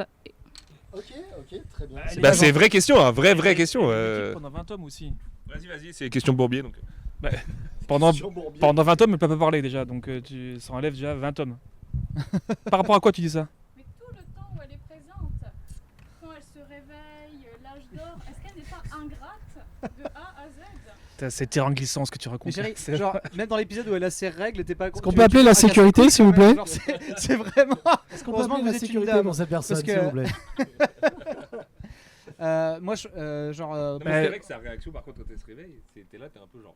Mais en Bah, fait, c'est un trauma. en fait, Tu c'est parles c'est quand que- je travaille par rapport à Guts. Oui, c'est En vrai, fait, bah oui, c'est bah, traumatique, les gars. c'est Non, parce que, obligé. en fait, La dernière image qu'elle a. Oui, c'est lui qui a un bras arraché, évidemment. Bien sûr, mais on a tellement l'habitude d'obtenir ce qu'on veut scénaristiquement en manga et tout C'est qu'on ça, se dit mais- bah attends mais saute dans les bras de Guts, ça fait quand même 20 tomes qui C'est surtout traînent et qu'on a tout. tous oublié que la dernière image qu'elle a. Oui, Bah, c'est- oui, c'est bien Guts, sûr. c'est- Bah, c'est bien vrai, sûr, ouais. En fait, c'est que c'est très facile. Ouais, ouais, Waouh. Doliprane, quoi, voilà, comme ça. En Ah, gros, tu sais, Guts, il est souvent dans la reconstruction de son trauma d'enfant, de Gambino, puis de Griffiths, etc. Et il y a ce moment charnier, enfin vraiment charnière, pardon. Très bien, très beau. Pas Ouais, mal, c'est- pas mal, beau jeu de mots. La pirouette. En fait, quand il fait enfin l'amour avec Casca, en fait, il se voit aussi faible qu'il était quand il était gamin, Oui, quand il il a été sentiment. abusé. C'est très touchant d'ailleurs. Et en fait, Ok. lui, à un moment, il doit lui-même se remettre en question sur quel est son rapport avec son corps, avec le corps de sa chérie, etc. Et en fait, il fait tout ce cheminement-là. Et en fait, Casca, elle est encore dans sa période traumatique. Là, où il commence à la reconstruire là où on était arrivé, mais en fait, du coup, il reste un reliquat de PTSD. Parce qu'en fait, elle est pas dans le PTSD quand elle est totalement mutique, etc. Oui, Elle est pas dans le PTSD, elle est totalement brisée. Et donc là, maintenant, il reste cette espèce de reliquat de PTSD. Et c'est pour ça que Berserk, si vous regardez bien, Ils sont toujours il y a décalés, tous quoi, les stages en fait de la reconstruction mentale vis-à-vis d'un trauma. Donc PTSD, c'est le stress post-traumatique, comme quand vous rentrez de la guerre, etc. Mais aussi pour les gens qui ont été victimes d'abus sexuels. Et en fait, Casca, elle passe aussi par une version, en fait, elle réagit d'une autre manière à ça que Guts, parce que Guts, il a pas le choix, il est dans un survival mode. Là, en fait, elle se rend compte que, et en plus, elle le dit, elle était dans ce qu'on appelle le brouillard du cerveau, le brain fog. Et en fait, elle voyait tous les événements de très très loin, donc c'est la dépression la plus profonde. Donc là, en fait, ils ont réussi par magie à la reconstruire, mais en fait, il reste cette réponse. Le trauma. Cette réponse neurologique en mode quand elle voit Guts, elle a tout qui revient, elle revit tout physiquement, ce qui est vraiment ce que vivent les gens et qui ont vécu la guerre, etc., ou vu des enfants brûlés et tout le bazar. Et donc pour moi c'est pas de, en fait ce serait juger comment la gestion traumatique d'une personne plutôt que de se dire effectivement vu que c'est un personnage sur le papier, elle pourrait écrire genre qu'elle saute dans les bras de Guts et puis après il se marie, tu vois, mais en fait la vraie subtilité de Berserk, c'est que c'est trop la réalité dans cette gestion traumatique, tout en imaginant quelque chose de absolument très très noir et fantastique, mais ça reste de la métaphore pour moi, et c'est pour ça que l'axe de la sexualité est toujours prégnant dans Berserk. C'est vraiment le fil rouge sur comment Griffiths, lui par exemple, pouvait instrumentaliser sa propre sexualité pour la politique, notamment avec Dordray et tout, et que en fait Guts, quand il voit ça, quand il est témoin de ça, il ne comprend pas en fait comment on peut instrumentaliser sa sexualité, alors que lui ça lui a pris toute sa vie de se reconstruire vis-à-vis de ça. Ça lui a été arraché. Et du coup cette espèce de truc, c'est pareil pour Casca en fait, genre elle a été prise mais par quelqu'un dont elle était sous emprise à une époque, et en fait cette réponse traumatique, du coup elle est totalement déréglée, et c'est pour ça que pour moi il n'y a pas d'ingratitude du côté de Casca, parce qu'en fait c'est beaucoup trop la réalité de la vraie vie, des moves qui sont incompréhensibles. Et puis il a eu 20 ans. Ouais, c'est ça. Pour expliquer ça, ta réponse c'est non? Non, mais justement, en fait, merci beaucoup. C'est qu'en fait, ce serait beaucoup trop simple de dire machin, il est ingrat et tout, parce qu'en fait, c'est pas un post Twitter l'histoire de Berserk, c'est vraiment en fait, il cristallise vraiment des sentiments qui sont très très humains. Ouais. Et du coup, il y a toute la subtilité de cette réponse-là, parce qu'il se passe des trucs incroyables dans Berserk, mais du coup, la réponse traumatologique et émotionnelle dans Berserk, elle est par contre totalement réelle, quoi. Merci pour cette question. Valpercy, on a parlé de Rickert tout à l'heure, justement, quand il met la tarte à Griffiths et tout. Alors, c'est vrai qu'il va revenir en mode super badass, formé par les tueurs Bakiraka, les assassins de Griffiths. J'ai une autre question dans le public. C'était Alors, c'est une réaction, parfait. Alors, pas du tout. Pas du tout. Non, pas du tout. Bonjour. Non, à Casca, la différence majeure qu'elle a avec les autres combattants, bien près de la bouche, dans la troupe du Faucon, on est d'accord que c'est la seule femme. Ouais. Et on dit dès le début, parce que là je suis dans ces arcs-là, je suis en train de les lire, je suis en train de regarder le manga, c'est la seule femme. Elle se bat. Et la seule noire de tout Midland aussi. Ouais, aussi. Donc déjà, difficile pour elle. Et c'est la seule, à chaque fois qu'il y a des actes de violence sexuelle, c'est pour elle. Ouais. Genre les démons, bien tout sûr, le monde a des trous, mais c'est elle. Voilà. Ouais. Et donc elle résiste à ça au fur et à mesure, elle essaye. Et malgré tout ce qu'elle fait, c'est elle finalement que Femto va violer. Alors qu'on est d'accord que Femto, il aimerait bien aussi se faire guts. Bien sûr. Mais il ne le fait pas. Mais elle, il en profite. C'est ce dont on parlait, ouais. S'il n'avait pas été sauvé par le Skull Knight. Je pense que tout le monde prenait. Hein. Ouais. Je pense qu'il faisait. Mais ce que je veux dire, c'est que la réponse traumatique, comme il disait, il y a différentes façons. Il y a des gens qui vont réagir à la guts et pas arrêter. Et d'autres personnes qui vont être dans le stun, qui vont pas pouvoir réagir.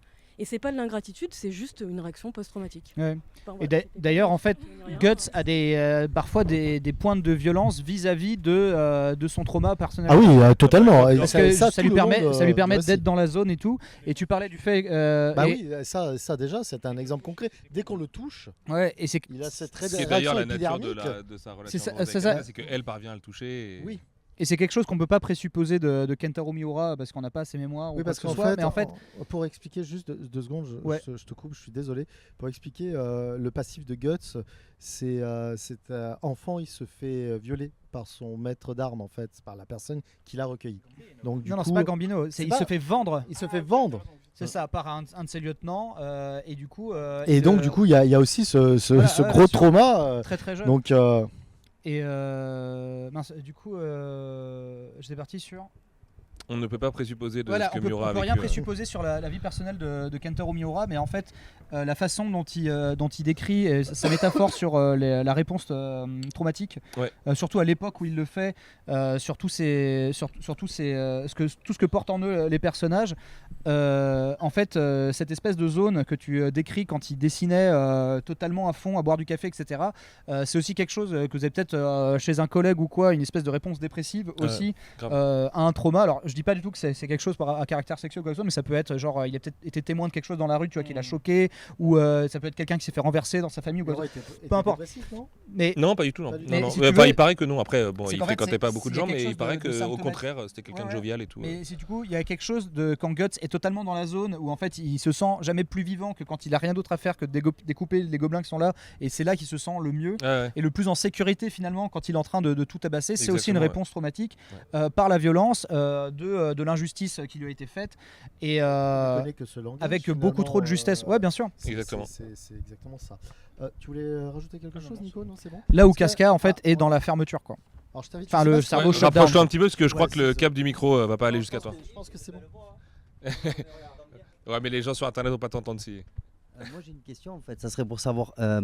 Moi dans Berserk, il y a un truc qui m'a choqué, ça a été quand Griffiths il est autour d'une fontaine et il y a une Gadji qui lui parle et elle lui pose. Excusez-moi. On est à Marseille, planète Mars. Gadji elle lui parle et lui dit ah tu es extraordinaire et tes amis sont extraordinaires, et lui il la cache direct, il lui dit écoute, les autres ils ont beau donner tout pour moi, ce sera jamais mes amis. Ouais, bien sûr. Et ça, ce qui m'a choqué, c'est qu'il m'a ce jour-là, et c'est pour ça, c'est la question après qu'elle est pour. C'est une Gadji. Charlotte, c'est la Gadji, tu sais, la gonzesse là, celle qu'on s'en fout, quoi. C'est pas Casca. Donc.